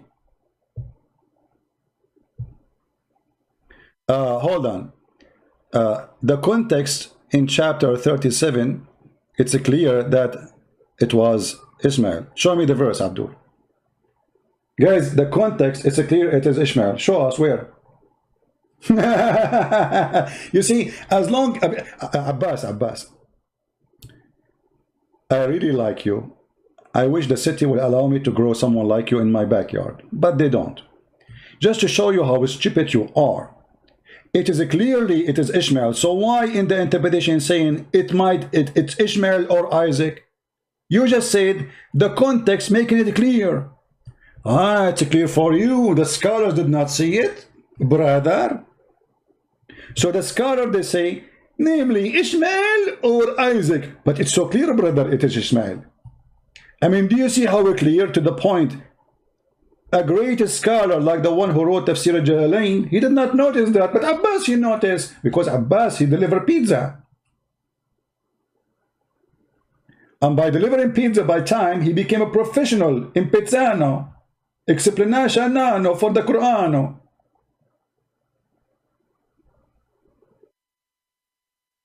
I mean, how many times a day I have to say stupidity is amazing?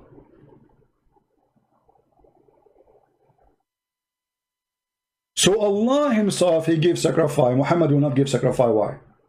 They ask him to give sacrifice to prove that he is a prophet and he is a righteous man accepted by God. He refused. That is telling us all the story. Muhammad is a fraud.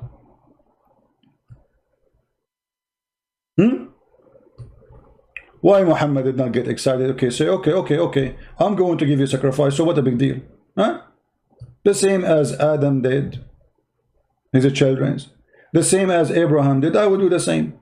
I'm a righteous man, I will do it, and Allah will send the fire as he said, for Allah put the conditions.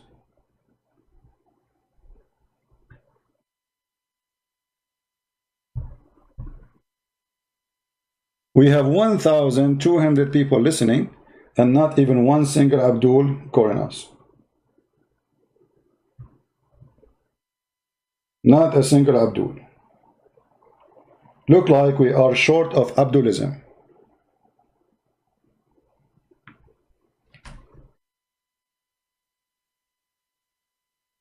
Abdulism, the most stupid cult. They copy stories from others and they cannot maintain the stories. But if we go here, going back to the story of Abraham, as long Muslims today they're celebrating, but they claim that Abraham celebration, which is very funny. And guys, imagine, they celebrate this day after going around the Kaaba.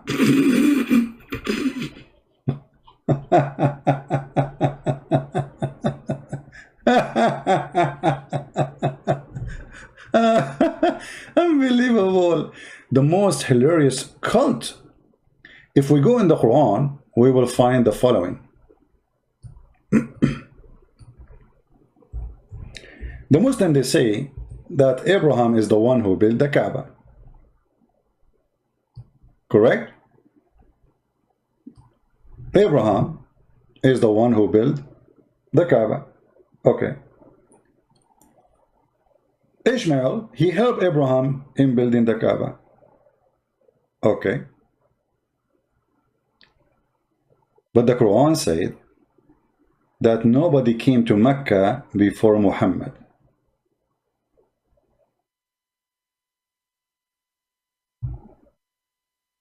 Is that true?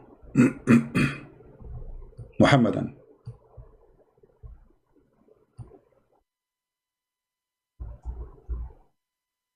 Is that true? I just showed you a second ago that, I gave you an example of a story of a person writing books or correcting books of others, and then somebody collected the stories with them together. Chapter 28, verse number 46, it says the following.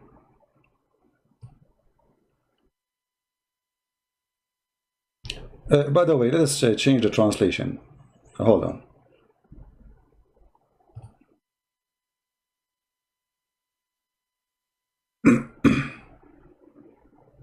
Because translation changed the story, believe it or not.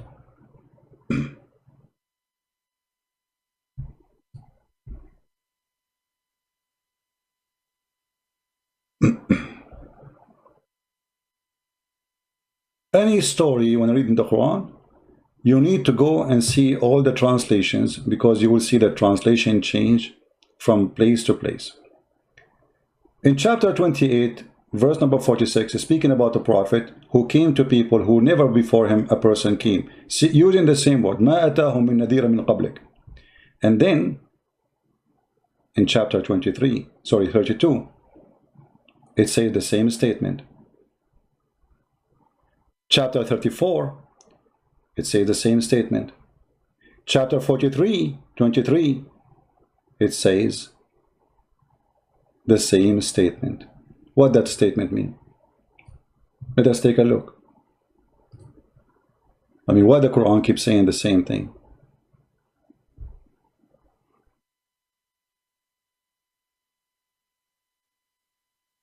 Change the translation. I will do any translation you Mohammedan like. What translation you like? This is Muhammad Biktar. Read carefully.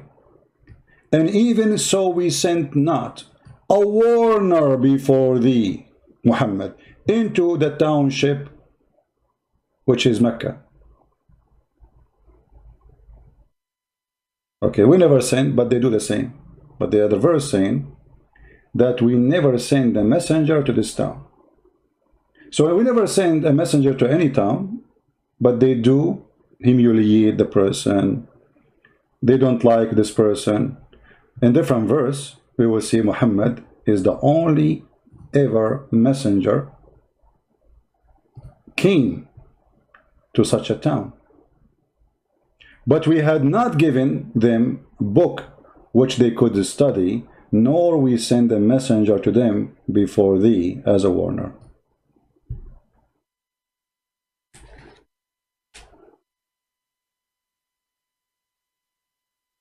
My friend, if you are a Muslim only, you can call me. Don't call me.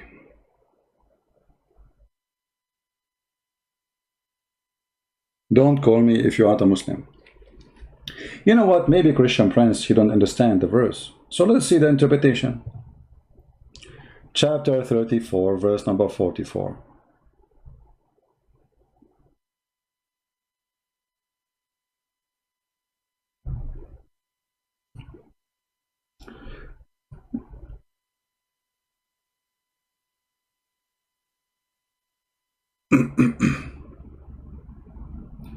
Let us close some browsers. We have too many. Okay.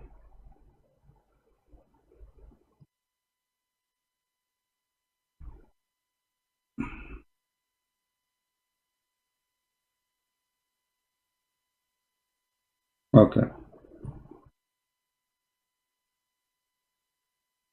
Any Muslim can explain to us what's happening? How we send no warner before you to them?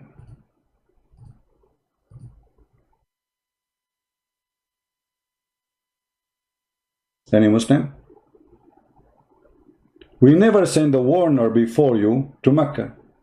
So all the story that Abraham is the one who built the Kaaba, Abraham who established the Hajj, even the Muslim, they have different story about the Hajj. They say that Adam, he did 40 Hajj. Maybe you not know. Adam, he was landed in Sri Lanka according to Muslims. And this is a proof the roots of Islam. The root of Islam is Indian, Hindu roots. Every Muslim agree that Adam, he landed in India, specifically in Sri Lanka. And then how he went from Sri Lanka all the way to Mecca, nobody can, don't ask me. Because as you know, he have to cross the sea. This is the first man. He don't even have a donkey yet. He have to cross the sea.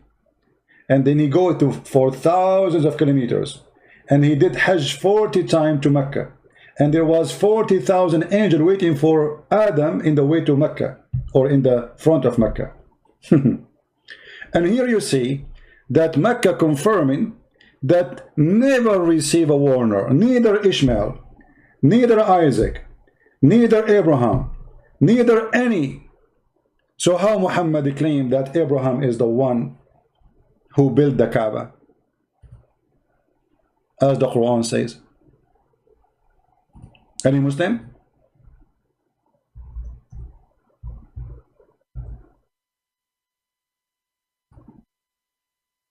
Chapter 2, verse 1 to 7, it says, Abraham and Ishmael is the one who raised the foundation of the house.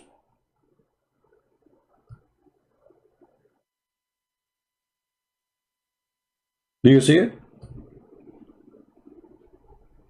It's a clear contradiction. Abraham was there, Ishmael was there, and for Muslims, by the way, Ishmael is a prophet. So we have two prophets. So why the other verse saying nobody came to them before you, Muhammad?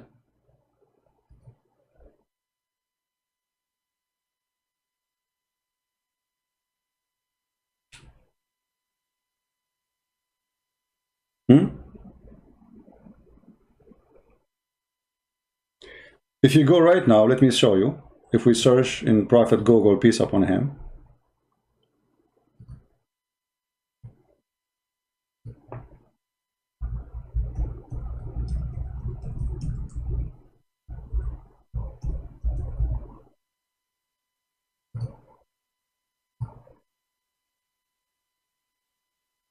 And by the way, here, this is why we can't take from Wikipedia anything. You have to check it out. Look what they say. Some Muslims and Christians in Sri Lanka ascribe it where Adam, it was the first ancestor. We Christians wouldn't believe in such a garbage.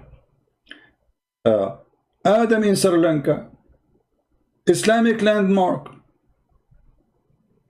Adam Peak, Sri Lanka. Yeah, this is where the parachute of Adam landed, brother.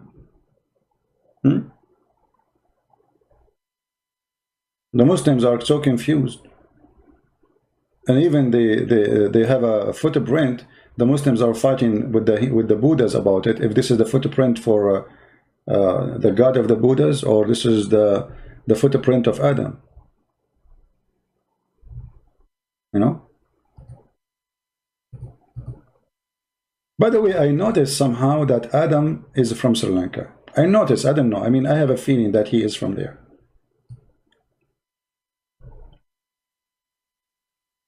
Look what the Muslim website says. This is footprint measuring 5.7 by 2.6 is believed to be the footprint of a prophet Adam. But this is a place for the Buddhas. The Muslims, as usual, they try to hijack anything. Brother, this is a footprint of Adam. Adam foot was so big. 5.7 is the foot of Adam. That explains why I cannot find shoes. My foot is like 6 foot something, you know. Only, brother. Actually, if I show you the graves, the Muslims in their fiction, filthy cult they created, you will not believe it. If we go and search Prophet Noah tomb, let us see what we will find. Oh boy. If a Christian prince here, he would say if.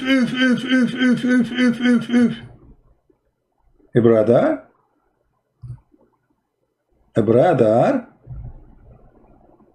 I mean, Islamic religion is full of true stories. Let me show you.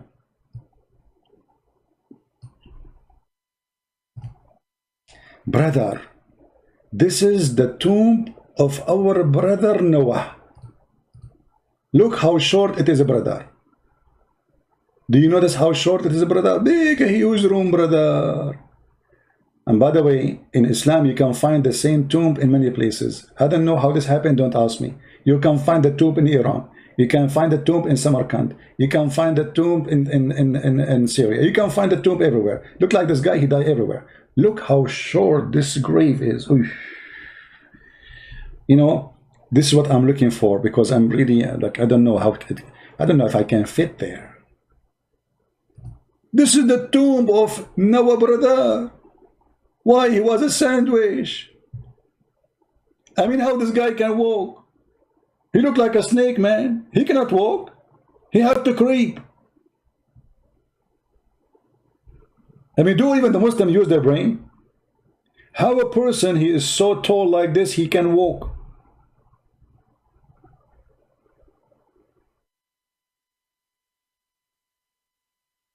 And they have thousands of graves like this.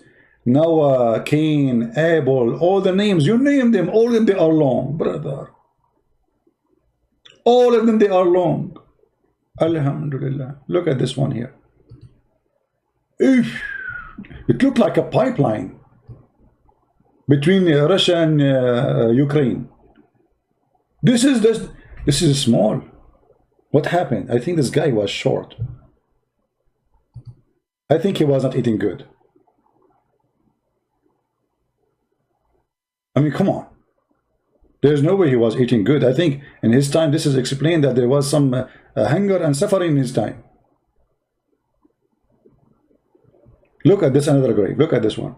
This is shorter. This is like, at least, I don't know how far he is taking this picture from. I mean, where do you get those graves from? Look at this one. Prophet Daniel. This is a Prophet Daniel. The Muslims, they have a tomb for a Prophet Daniel. They found it. And look how tall Daniel is.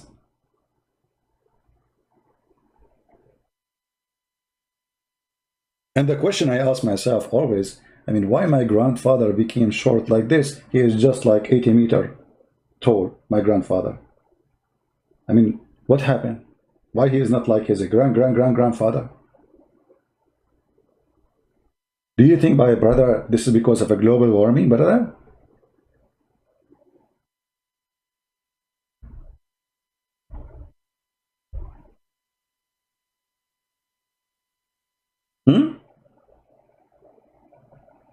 I want to take you all in a trip to those graves so we can take selfie together. Look at this one, look. Oh boy. This is in Uzbekistan. This is in Uzbekistan. Okay. Alhamdulillah. Islam is not, there's no fictions and garbage. Islam is the religion of fictions. From the beginning to the end. And look, this guy is taking selfie now. Alhamdulillah. Alhamdulillah. And then by time, the Muslim, they start shrinking the size of the graves. So here we see a smaller size. Like what happened? Because now here he is short in vitamin. This guy is just like maybe 15 meters tall.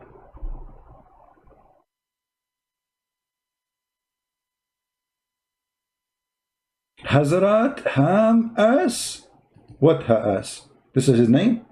I mean, this is the grave of Hazrat Ham. This is the son of... look here, what happened? How come Noah, his grave is like 80 meters, and and Ham, his grave is like what? This is 10 meters? What happened? He gets short so fast. This is Ham, guys. This is Hazrat Ham. As-salam alayhi salam, brother. Ham. Hamburger. This is Hazrat Ham. This is the grave of who? Here, now, no, we thought it's so short. I was wondering what happened. This is the whole picture. Here we go. This is the same grave. Picture of a grave, Hazrat Ham bin Nuh, brother. Do you see how small it is?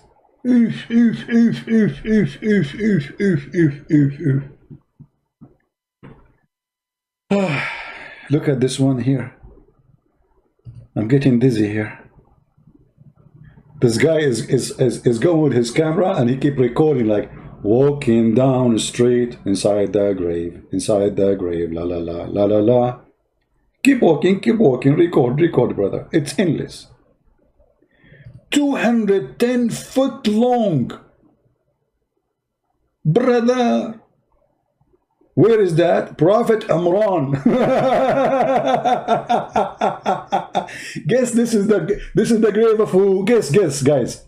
This is the grave of who?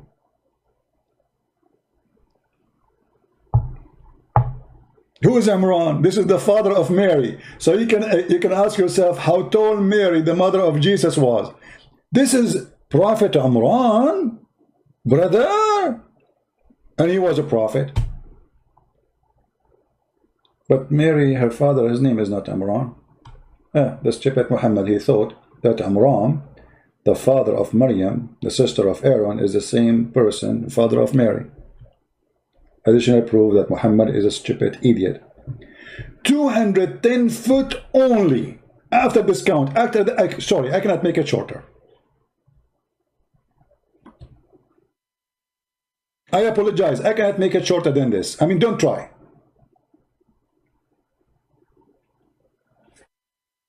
If we call Zakir Naik now and we ask him about how this has happened, as long as there's nobody, not a single Muslim, 1,300 people watching and not a single Muslim on a call, I will log off Skype. I'm getting nothing but text from Christians. We say no Christians. All right, we are out of Skype. Well, Skype was open almost for 2 hours and not a single caller Muslim. If we call Zakir Naik about why the tomb of Imran is so big like this. He's not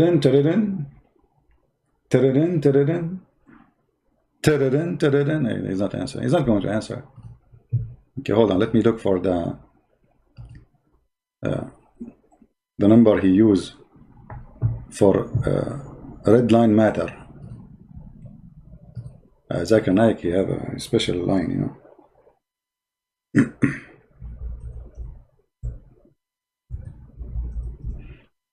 Where is the number? Okay, let's see. Maybe now we can contact him officially.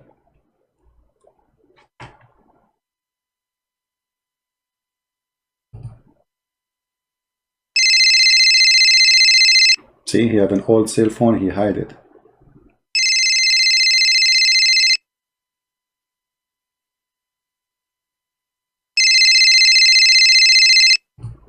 Christian Prince, hey, you don't call me. Zakir Naik, how you know it's me? It doesn't show in your phone ID. First of all, the only one who called me at the middle of the night is the Christian Prince. And I told you don't call me. I am going to call you to the police. And I'm going to tell you that you are doing sexual harassment. Oh, what sexual harassment, man? I'm just calling you to ask you a question about the grave. What does this have to do with sexual harassment? First of all, you are calling the wrong time. And I'm speaking, I'm not wearing my underwear. And you are calling a very, very long time. And you know, and everybody knows, I'm sexy and you know it. Hey, okay, I know that you are sexy and you know it, but I did not ask you about anything have to do with sex now. So why you are saying sexual harassment? Come on, man. Don't do that. Shame on you. We have a picture, I don't know if you are looking, it says that the grave of Imran is 210 foot long. First of all, so respect, his name Prophet Imran. Well, since when he became prophet, what he did? What is the prophecy? He said, I don't know, but he's a prophet. Oh, okay, forget about this topic, I mean, no problem. But why his grave is 210 foot? Can you explain to us? Brother Sitter, I know that he is playing my voice in your program. In what? In your program. I did not get that. In the program. You mean in my program? Exactly. Okay. Just let me grab the umbrella, please. So, okay. And I know he's going to use my voice to get popularity. And he became popular. And the reason, I'm not going to debate him. And I will not answer him. Because if I debate him, I will go to make him popular. But Zakir Naik, everybody knows about me, man. What are you talking about? What popular? May Allah popularize you. You know, what are you talking about? Where is the answer now? So you will not answer me because you will make me popular. Okay, what about you? Answer me and don't make me popular. Can you do that? Exactly. I'm going to try to answer you without making you popular. So I'm not going to say the word Christian Prince. Because if I say the word Christian Prince, I will make you popular. But already you said that many times. I'm not going to say Christian Prince anymore. I promise you. Because each time I say the word Christian Prince, you get more viewer. But you just keep repeating my name. So you said you don't want to do that. Why you are doing it again and again? I'm telling you. I swear by Allah, I'm not going to say the word Christian Prince ever again. Okay. So Christian Prince. Oh, you just swear by Allah you will not say my name, man. Come on. Anyway, can you answer us why the grave became 210 foot long? Christian Prince, I heard you in the channel you said that your beard is 20 foot tall. Yeah. So what the grave of the world cannot be more than 20 to 110 foot tall? I can grow my beard. I mean, it's not a big deal. It's impossible. Prove it to me. Open your camera. You get a point here. Exactly. And you know the debate. So it's very logical that brother Prophet Imran, he was very tall. And he was actually not 210 foot. I have to correct you. He have the length of 209 foot. Yeah, because we have to put him in. Exactly. Now you are getting smarter. And now I invite you to convert to Islam. But still you do not answer me. I mean, what happened? How this guy is so tall and why he is the tallest? Because it says here on the screen, the longest grave in the world. Is he really the tallest? This is not a true, authentic statement. Because the Prophet Adam is taller. And Prophet Noah is taller. And it's not true. This is like propaganda. Okay, so Adam is taller than 210. Like he was what, like 310 or something? I'm not sure. But he is between the 400 to 500 foot tall. So how he can walk, Zakir? How he can walk? He look like a snake now. I mean, look, you are so skinny, as the grave shows, but you are so tall. How you can walk, man? The wind will break you. Do you think like they used to have like a something to help them, like a walking aid? Exactly. He used to have two sticks. One stick in the hand and the other stick in the left hand. So when he walk, they will not break. Well, I don't know. I mean, you have a point here, Zakir Naik. I want to say thank you for calling me. Christian Prince, I swear by Allah, I'm not going to use your name again, and I will never say Christian Prince again, because if I say Christian Prince, I will give you popularity. And each time I know I say Christian Prince, you are going to get popular. So I'm not going to say the word Christian Prince again, and I promise you, I will never ever say Christian Prince. Because Zakir Naik, stop saying my name. Christian Prince, don't call me again. Okay. Christian Prince, call me later, you know. So, okay, Zakir, take care. This is Islam. This is Islam. Adha, Fatha, Ramadan, all is a pagan practice, all is a copy. Even the one is not a pagan, is a copy of somebody.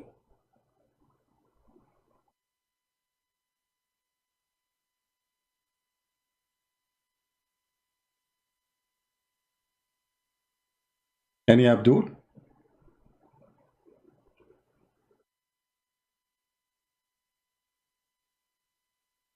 Why you guys are laughing? What's wrong with you? Take it. This is very serious. We spoke with Zakir Naik, and this guy, he thinks he's a big shot, by the way. He think I use his voice and his answers because they are hilarious, stupid, funny. That's why I use him. I don't use others because I cannot find. This guy is like a goat. You know, he repeats things, but he don't know what he's talking about.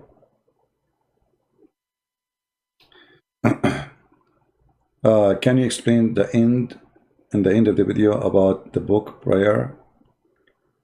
I don't know. This is a different topic, my friend. Arabs are blessed by Allah, but you turned away from blessing. Shame on you. You see, Muhammad Qadir, again you get your prophet busted. Guys, did you see how Muslims, they help me to prove Islam to be stupid? Read carefully what this Abdul just said. I turned away from Allah blessing. That's Muhammad. That's mean Muhammad is a fraud.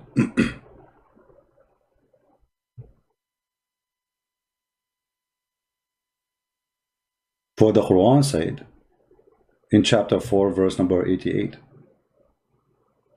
are you going to guide those who Allah misguide and deceive? The one who Allah misguide, nobody can guide. But you just said, I am the one who turned away. And I agree, I turned away from the devil. But by making your statement, you admitted that everything written in the Quran is nothing but a fraud. If we go in the Quran, we will find this. Let us show some verses.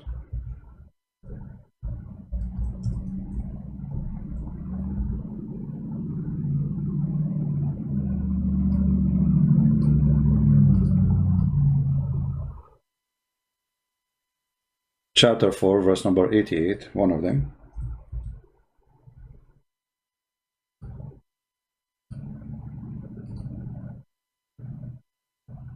Are you going to guide those who Allah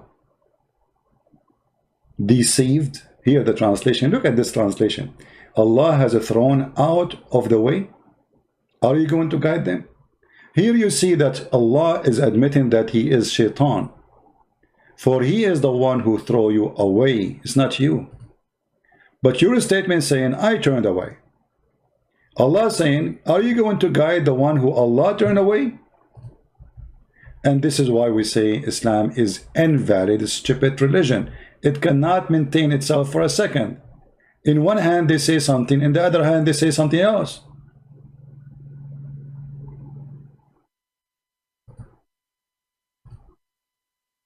How come Muslims, they say statements is opposing Islam? The answer is very simple. Garbage in, garbage out. They do not know their book. They do not even know what Islam is about. They defend without knowing. This is why we see someone like Abbas, he say, oh, I was not knowing what the context. You just admitted, I turned away. But Allah, he says no. Do you want to guide him whom Allah has made go astray? Who made me go astray? Allah. And this is what we mentioned about Al-Qadr in Islam. Islam is a stupid cult.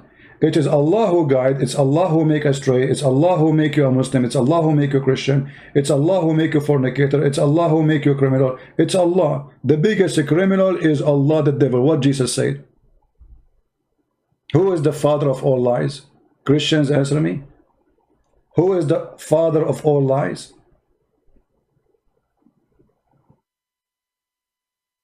What the answer?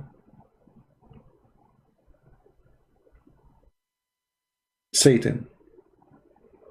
And the answer in front of you. Do you want to guide whom Allah, Satan, had made go astray? You cannot do that. And here you see how Islam cult oppose the message and the teaching of Christ. Jesus said, I came for the sick, not for the healthy. That make a lot of sense. He came to heal the sick. Doctor, don't come to somebody's healthy. He don't need you. I came for the sick. Allah make you sick. Actually, there's a verse in the Quran says, فَزَادَهُمُ اللَّهُ مَرَضًا. Allah, he increased your illness, your sickness.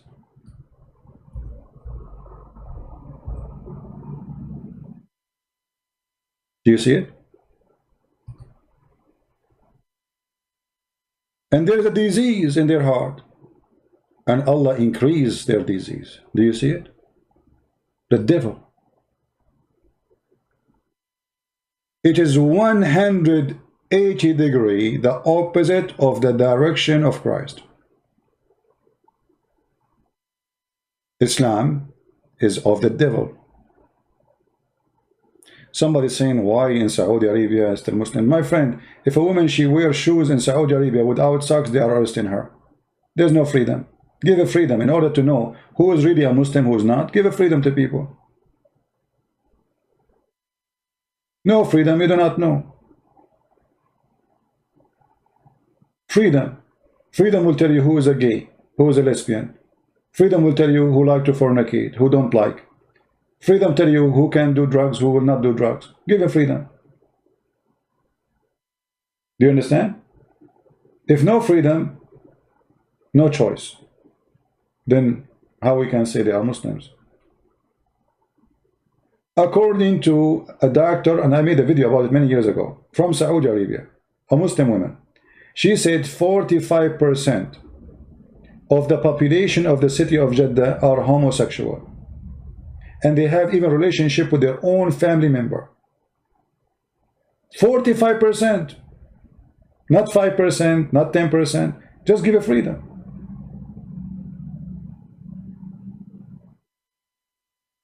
Freedom. No freedom, you will not know who is even Christian. If we force everybody to go to the church, how you know who's a Christian? Freedom. in USA, many they are fighting Christianity, but our church is over flooded. Actually, ask anyone, if your house is close to a church, your house price is lower than other houses. Why? Because it's very crowded in Saturday and Sunday and Friday and even Wednesday. Like Wednesday they do Bible study for women, or Thursday. When the weekend comes, there's no space for cars. They park their cars all over because the parking spot of the church will not fit. Freedom. Freedom will tell you really who is a Muslim, who's not. When you live in Pakistan, who dare not to go to pray? Just yesterday, they killed the guy who insulted Allah in the court. They took him to court. Imagine, they are taking him to court for what? For blasphemy against God, which is Allah in this case. They killed him inside the court. And what does that mean?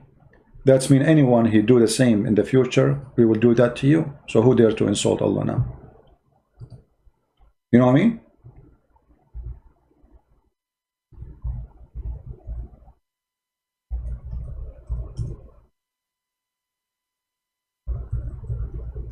Let me see if I can find any news.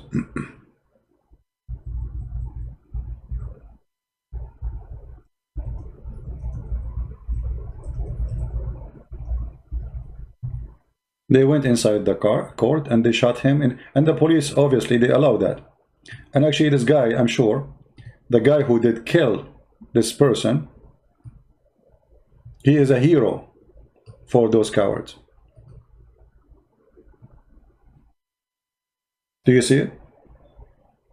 Terrorist religion. The only way to keep Islam functioning, exists, is terrorism.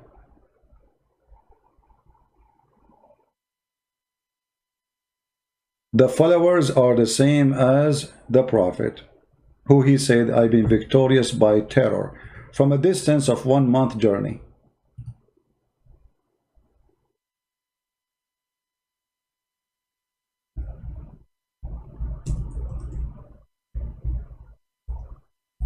Are we terrified if Jesus is a 1 month journey from us? Or children and everybody will go out waiting for the Messiah to come?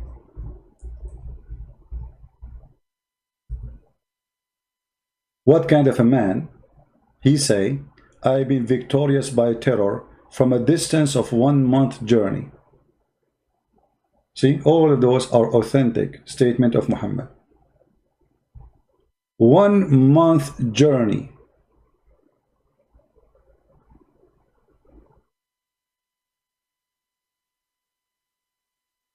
I've been victorious by terror.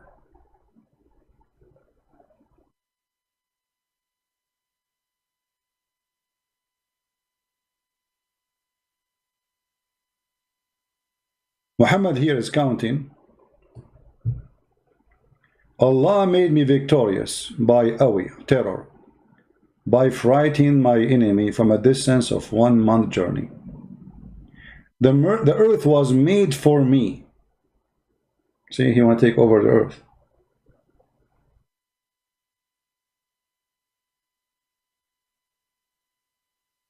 By the way, it doesn't say for me and my followers, it says for me. Muhammad, he owned the whole earth.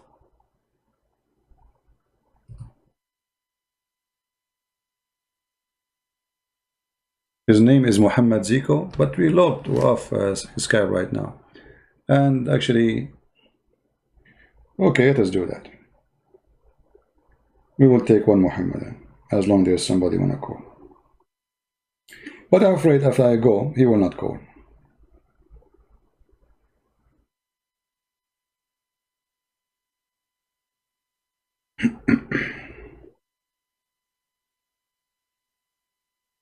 Alright. Text me, Mr. Ziko, Muhammad Ziko.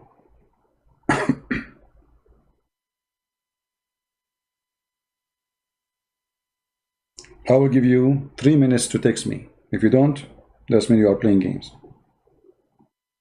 Text me, Ziko.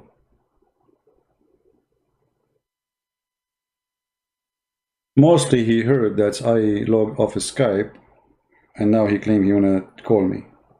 But I don't think he will call. Muslims, they knew their size. They don't call. Muslims are afraid from me from the distance of 1 month journey, not because I'm a terrorist, but because I have a brain bigger than their God, a month journey bigger. Where are you, Zico? We are waiting.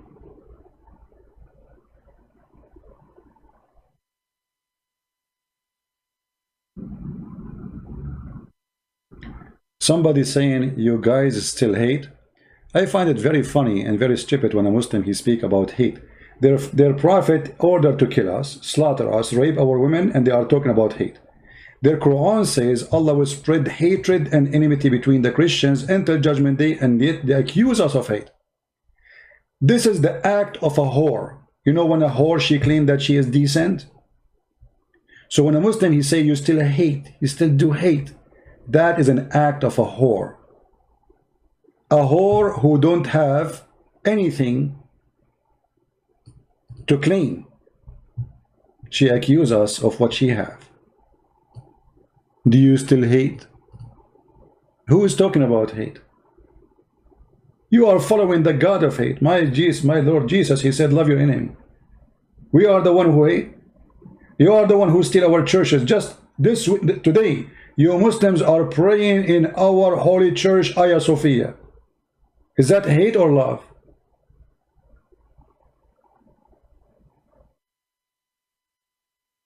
But it's not their fault. Muslims, they use the liberals. Liberals, they use the Muslims, and the propaganda and the agenda is one, the devil. This is why they partner together. You will notice that there is an amazing partnership between liberals and Muslims. But Muslims want to kill gays and lesbians. Muslims want to kill anyone who is not a Muslim. How liberals, how the feminists, how the gay, how the LGBT, whatever they call themselves, they assign side by side with Muslims? Doesn't make sense. No, it makes sense.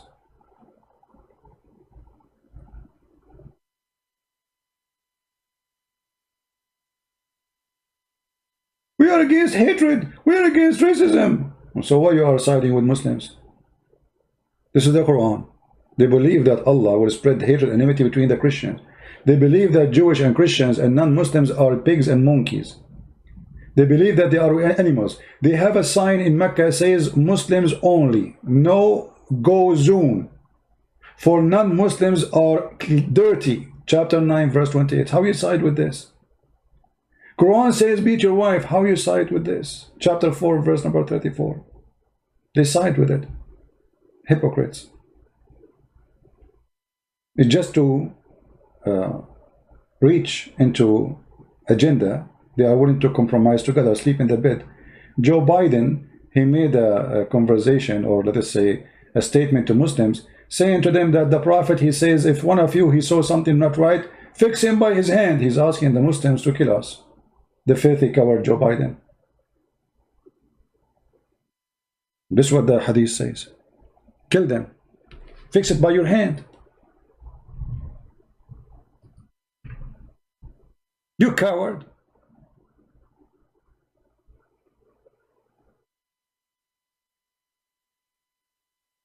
He is asking every single Muslim to kill the American. Because you just said fix it by your hand. And what is fixing by your hand? All Islam is about anyone who don't worship Allah, we have to fix it by our hand. That's why the Muhammad says, I've been victorious by terror. He is fixing it by his hand.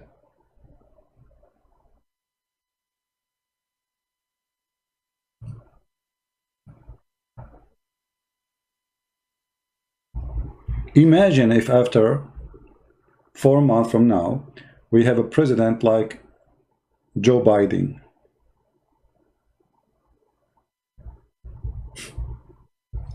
And by the way, this is a sign of how stupid a huge number of American is. I mean, regardless if you are Democrat or Republican, from all the 300 millions, you could not find somebody except Joe Biden. The guy don't even remember his son name. He forgot his wife name. I mean, this is the only guy. Honestly, this country is suffering from something weird. So this potato, I think a Muslim, he told him to recite this hadith. But he didn't know by reciting this, he just asked Muslims to kill every single American. I heard the Messenger of Allah saying, he who among you who sees something against Allah teaching should modify it with the help of his hand. If he could not do it by his hand, then by his tongue. If he could not do it by tongue, then in his heart, which means being a coward. He was quoting this. And you are asking the Muslim to correct what in America exactly? What is that? What does that mean? What the Muslims will let them correct what is in their country first. If their countries are good and they can correct it, they will not be in America anyway.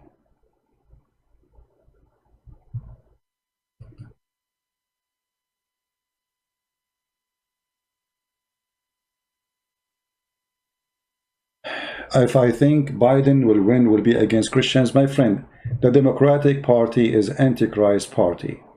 Doesn't matter who wins. If you are a Christian, and actually even if you are a Muslim who believe, they claim to believe in God. You see here the hypocrisy. Muslim, they claim that they follow Muhammad and they obey Muhammad. How you vote for somebody who support gays and lesbian and homosexuality, abortion? Do you notice the hypocrisy of this cult Islam? Hypocrites. This is what the Democrats stand for. Everyone knows that. It's not a secret. The one who is against abortion is the Christians. The Muslim, they voted for Obama. Obama, he is the one who signed abortion law. Why you vote for him? He's an ex-Muslim. How you vote for him? Right? If you are a Christian, you should not ever consider the Democratic Party. You see, I don't support the Republican because they are the best. But, I mean, we have, let us say, two ugly. One of them is better than the other one. But the Republican full of garbage too. But we cannot compare. So if you are a Christian, like if you claim to be a Catholic, how you are a Catholic and you vote for Democrat? How dare you? Is that what the church teach you? Did the church say to you, support those who do abortion, killing babies? How you can be a Protestant and you vote for Democrat? How you can be Orthodox and you vote for Democrat? How you can be Christian in any way, any sect you imagine, and you vote for Democrat? Those who vote for Democrat, they betray Jesus. They are fake Christians.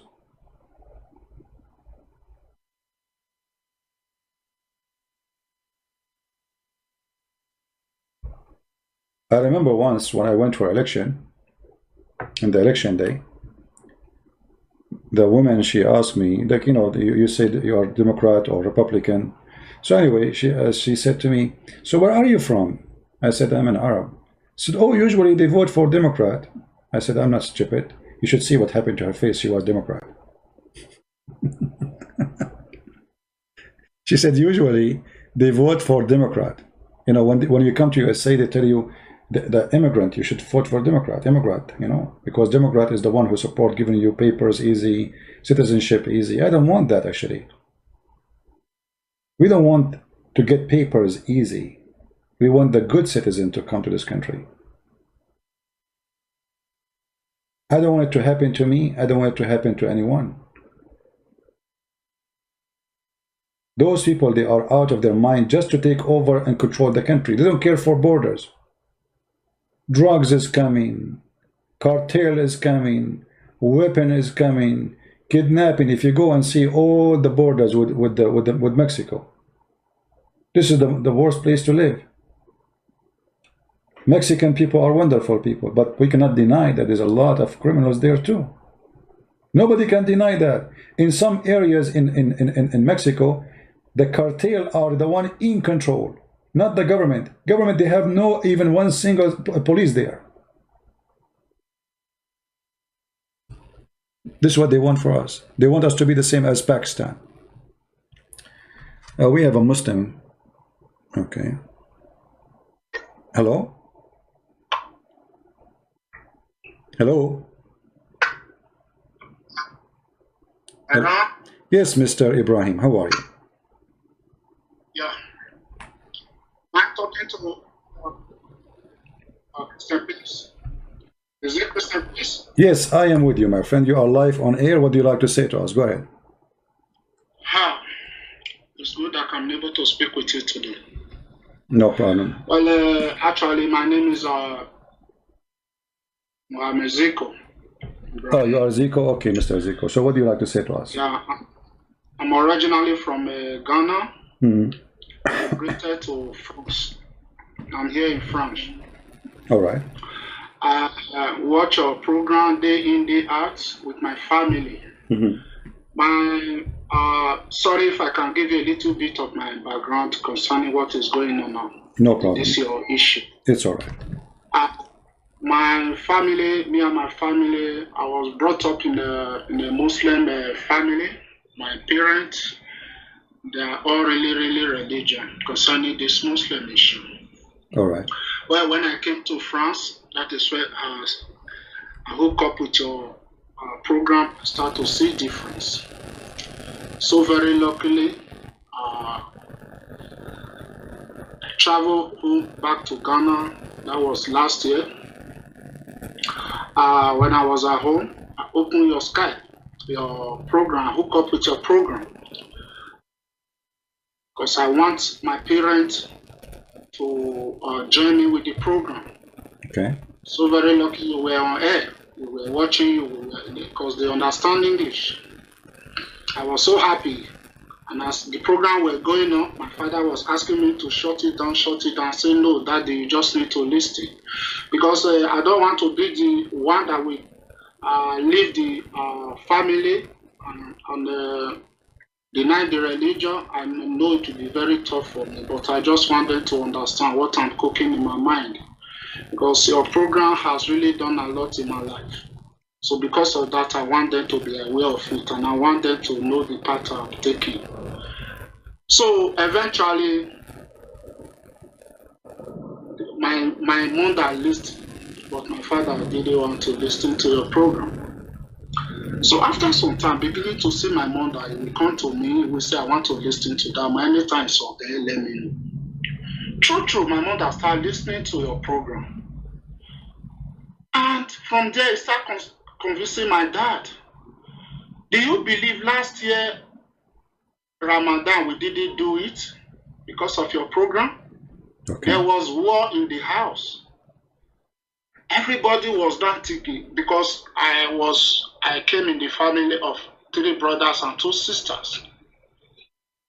And that Ramadan period, everyone was at home, thinking we are going to celebrate Ramadan. The whole thing now looks confusing. Because when we begin to dig out all that you are saying, we will go and research it. The more you say it, everyone will handle pen, handle book, will be writing it down. After your program, we go for research. We now begin to find out that there are things we didn't even know that was going on in Islam. There are things the Imam, they didn't tell us. And most especially, it's like there was a veil covering our eyes. So that period, there was really war in my family. My father didn't want to, when he found out that things were not going this way, and he found out that, I believe he found out the truth, he was really angry. There was no Ramadan in the house, no fasting, nothing. The house now become a chaos. But I thank God, at the end of the day, my mother now called my father. This is after about a month later. My mother called my father, is sitting down. He said, I'm beginning to see some truth in what we are in this mouse world. You can search it out yourself and you can see what is going on now. That we have been following a blind God, and which we were taught like this. We didn't know all these things. They are in the Hadith, they are in the Quran. But we just recite Quran. We know Quran. We are brought up we are born into the family That is all we know. So from there, my father now began to, initially he turned to apostate. That's just the truth. Until now, he's still an apostate. He don't want to go to church. So I told my mother, I said, I want us to start. Let's try Jesus. Let's try Jesus. We know him as an Isa in the Quran. We know how he come about everything. Now let's try Jesus. The one they are calling Jesus is like, it's not the Isa that we are calling in the Quran, because we can see a very big difference with the way this man is describing it. Let's try Jesus. My mother took phone and began to call my brothers and call my sister and told them that she want to change religion. Everybody was surprised. So I don't need to go too far, but all I want to tell you, there are things that are going on behind you, but you don't know. You are winning a lot of souls. You are saving people from the court of Mohammed. It's not everybody will come online to come and tell you, see what you have done. But I just want to use this opportunity to tell you, thank you. Thank you very much. And I believe one day my father will still join us. Thank you so much. All right, my friend, I'm so happy that's you and your. So let me make it, try to understand. Did your family now accept Christ or only you? Yeah, me and my mother, we have accepted Christ, but I don't know about my brothers. But I told, according to my father, now he's an apostate. He's not going to, he's no longer part of Islam, but he don't want to come to church.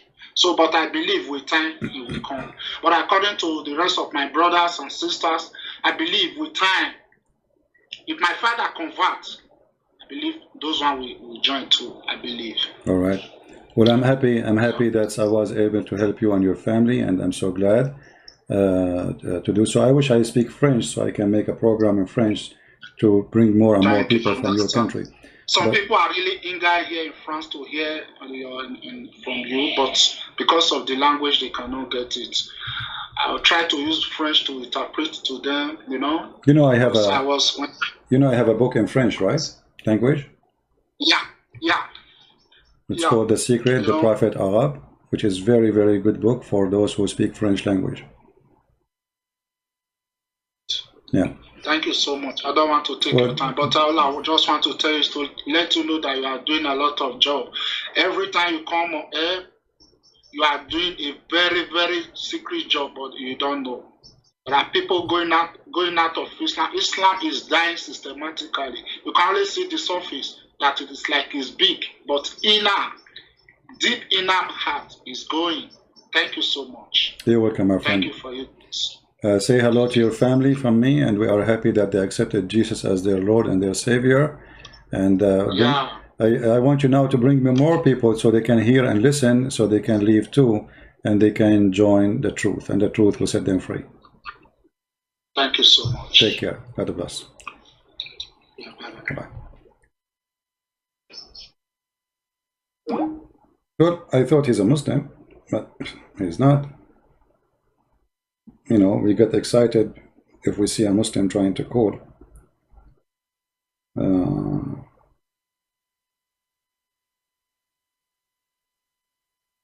I'm so happy. You see what, you know, like you don't know who is listening. You don't know who is changing. You don't know who is accepting the Messiah. We do our work. And the Lord, he opened the heart of people after we showed them the truth. And the truth will set them free. You see, the truth will set you free. The truth is the Messiah. But doesn't mean the truth is not every truth around us. Every truth around us will make us people who have eyes to see. The truth, my friend. Some people don't want to see the truth because the truth can hurt them. They are used to something. You know, I wake up in the morning, I do prayer to the moon god, bow down, thinking that he is the true God all my life. And then you are showing me that the Quran is stupid and Muhammad is a fraud. That hurt. That will make me angry. But it is the truth. The truth will set you free. So I want to say thank you all for being here. We have 1,200 people listening right now, but I wish we can continue. Leave a comment in the text down there, not in the chat later, about what you heard, if you are a Muslim, and ask yourself, if you are a Muslim, why the scholars don't call Christian Prince and get him busted live on air. If our brother here, Zico, I thought he's a Muslim because his name is Muhammad Zico, I thought. So if he can call me, they can call me. My Skype is open. I never heard this person before. I don't know about him. So they can call me. My Skype is open for anyone. Why they don't call me to save you? Because they notice that a lot of people leave in Islam because of what I do. So why they don't call me? The answer is very simple. They knew they cannot make it. They will call somebody they can play games with him. They will debate somebody who cannot debate them only. Or let us say a person who don't have the knowledge, neither the skills. Because, by the way, debating a Muslim need the skills. Why? It's like doing skiing when you debate a Muslim. Like catch me, you know, in the ski over the snow. They use the ice method. So catch me if you can. They don't debate. But you cannot do that with me. I will catch you. You are in the ice. You are in the oil. It doesn't matter where you are. You will be catched. And because of that, they will never do it. We have our other channel for those who like to join us. It's called The Quality of Life. And mostly we'll go in the weekend there, maybe tomorrow or the day after. So the admin is posting the link for the other channel. Please subscribe there and join us if you care to be part of our program. In that channel, we don't speak about Islam. We speak about different topics. You can watch the videos there. And you can post for me a comment about topic you like me to speak about in that channel. We are happy for our friend who called us now. You know, you made my day, because I don't feel good if a day is gone and I didn't hear that somebody he left Islam and he accepted the Messiah. So thank you for calling, Zico. We appreciate you. And I hope soon we will get some Muslims to call us and debate us and see a real debate, a person who have knowledge. Until now, we see that those people who debate, they don't have any kind of knowledge. Actually, there was a video, I thought it's made by a Muslim, but then when I click at it,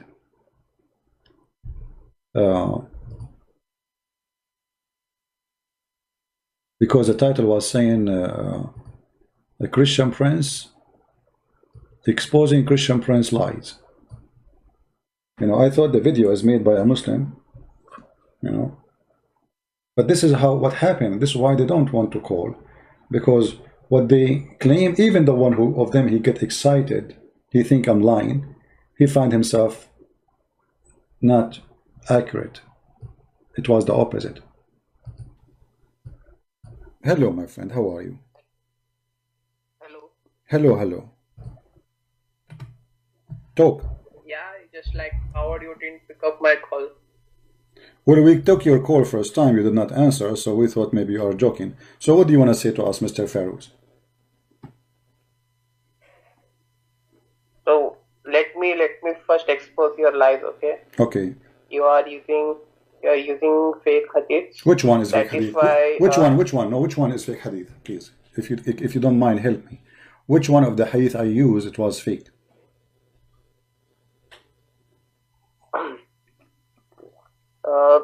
No, listen to me first. I'm listening. No, I'm listening, brother. I'm listening. Which hadith I said it was fake? Because you just said something. You need to prove it. I'm giving you a chance to talk to me. You know, there's long line of Abdul. They want to call me too. So I need you to help me, because maybe there's a fake hadith and maybe I do not know. And you are the ustad, you are the sheikh, you are the one who knows. We do not know. We want to learn from you. So which hadith I showed in the screen was fake? Listen to me first of all. I'm listening to you. This is the problem. I'm listening to you, but you are not listening to me. Which hadith I showed in the screen was fake hadith. Otherwise, you have to apologize for being a liar. So either you show me the fake hadith I showed you, or you up. Okay, you see here, you notice how I go tough on Muslims. I really go tough. You can tell, right? But this is to make them wake up. And this guy later, he became a Christian. Actually, I didn't know that this is Fairuz, and now I click on it. This is Pharaoh's. So this guy later he became a Christian. So he called me to call me liar. I'm lying. I'm quoting fake hadith. It's not true. This is false. You are lying. Right? And then later he became a Christian. So this is what happened when they find the truth. The decent one of them. The one who cannot take it no more. The decent. You know, the decent, he suffered. And this guy was suffering. What this Christian prince is showing on screen, this can't be true. There's no way the prophet, he said that. The way the Quran says that. It's impossible. So the decent one of them, he suffered. And the second he starts suffering, he go in denial. He rejected. He cannot be true. I mean, this is not true. There's no way the prophet, he would do that. So this is the video. It's called Exposing CP Lies, May 2020. I can give you the link. You can watch it later and see the rest of the conversation, which is kind of funny. But we go tough on Muslims not because we are against them. We are trying to help you. I'm a person who stands firmly with the truth. I don't take a side. I don't care if you are my brother from my family, my cousin from my blood, or you are from Pakistan. It's the same. You say a lie, I'm against you. You say truth, I am with you. A Muslim who defends Muhammad by saying truth, I respect him. But I never met one. I never met one. You remember the debate we have between Sam Shamoun and the guy from Pakistan? Or from India? Doctor, whatever his name. Everything he said from the beginning to the end is a lie. I got him busted in 2 seconds. And we made a video about it. So Muslims always, they try their best. And the only way their best work, if you do the format of debate like the one David Wood he do. We're 15 minutes for this guy, 15 minutes. This is useless. The real debate is what you hear. He talk, I talk. Get me busted right now. What I say? Otherwise, if I give him 10 minutes, he will say blah, blah, blah, blah, blah, blah. And now I will say blah, blah, blah, blah, blah. And then nobody corner anyone. Never do this kind of debate. For this is not a debate. This is two people reading their preset or pre-statement written a week before the debate. This is why they want to set a time. Set a time. Why? Because none of them is a scholar. None of them he know what he's talking about. Set a time so we can go and print all the reference we want to speak about from the internet. A person who have knowledge, he go live, call me. Now, I don't know even what you will say. We did not set time. We did not set topic. We did not set anything. How I will know what you will say to me? I don't know.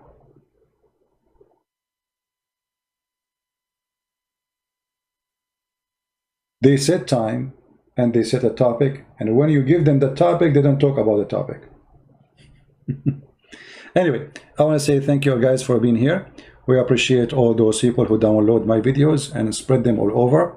And as you see, our videos going everywhere. If you speak French, translate to French. If you speak any language, translate your language. We need the truth to be spreaded, and there's millions of people who do not speak English. There's a lot, billions actually, who do not speak English. So we need your help to translate, add subtitle. Those who can translate my books, contact me. We need more languages. We have already many languages, but we need more and more to be translated. And again, I appreciate those who support us in Patreon. Your help is always needed, but we are here for everybody, for the poor, for the rich, and our service is for free. Our service is for free, totally for free. The Lord loves those who give, and we give. We give our life, we give our knowledge, and we share the truth, which we earn from the Lord. The Lord, he says, for free you took, for free you give. And this is why what I do is for free, for everybody. I want to say thank you again. May the Lord bless you.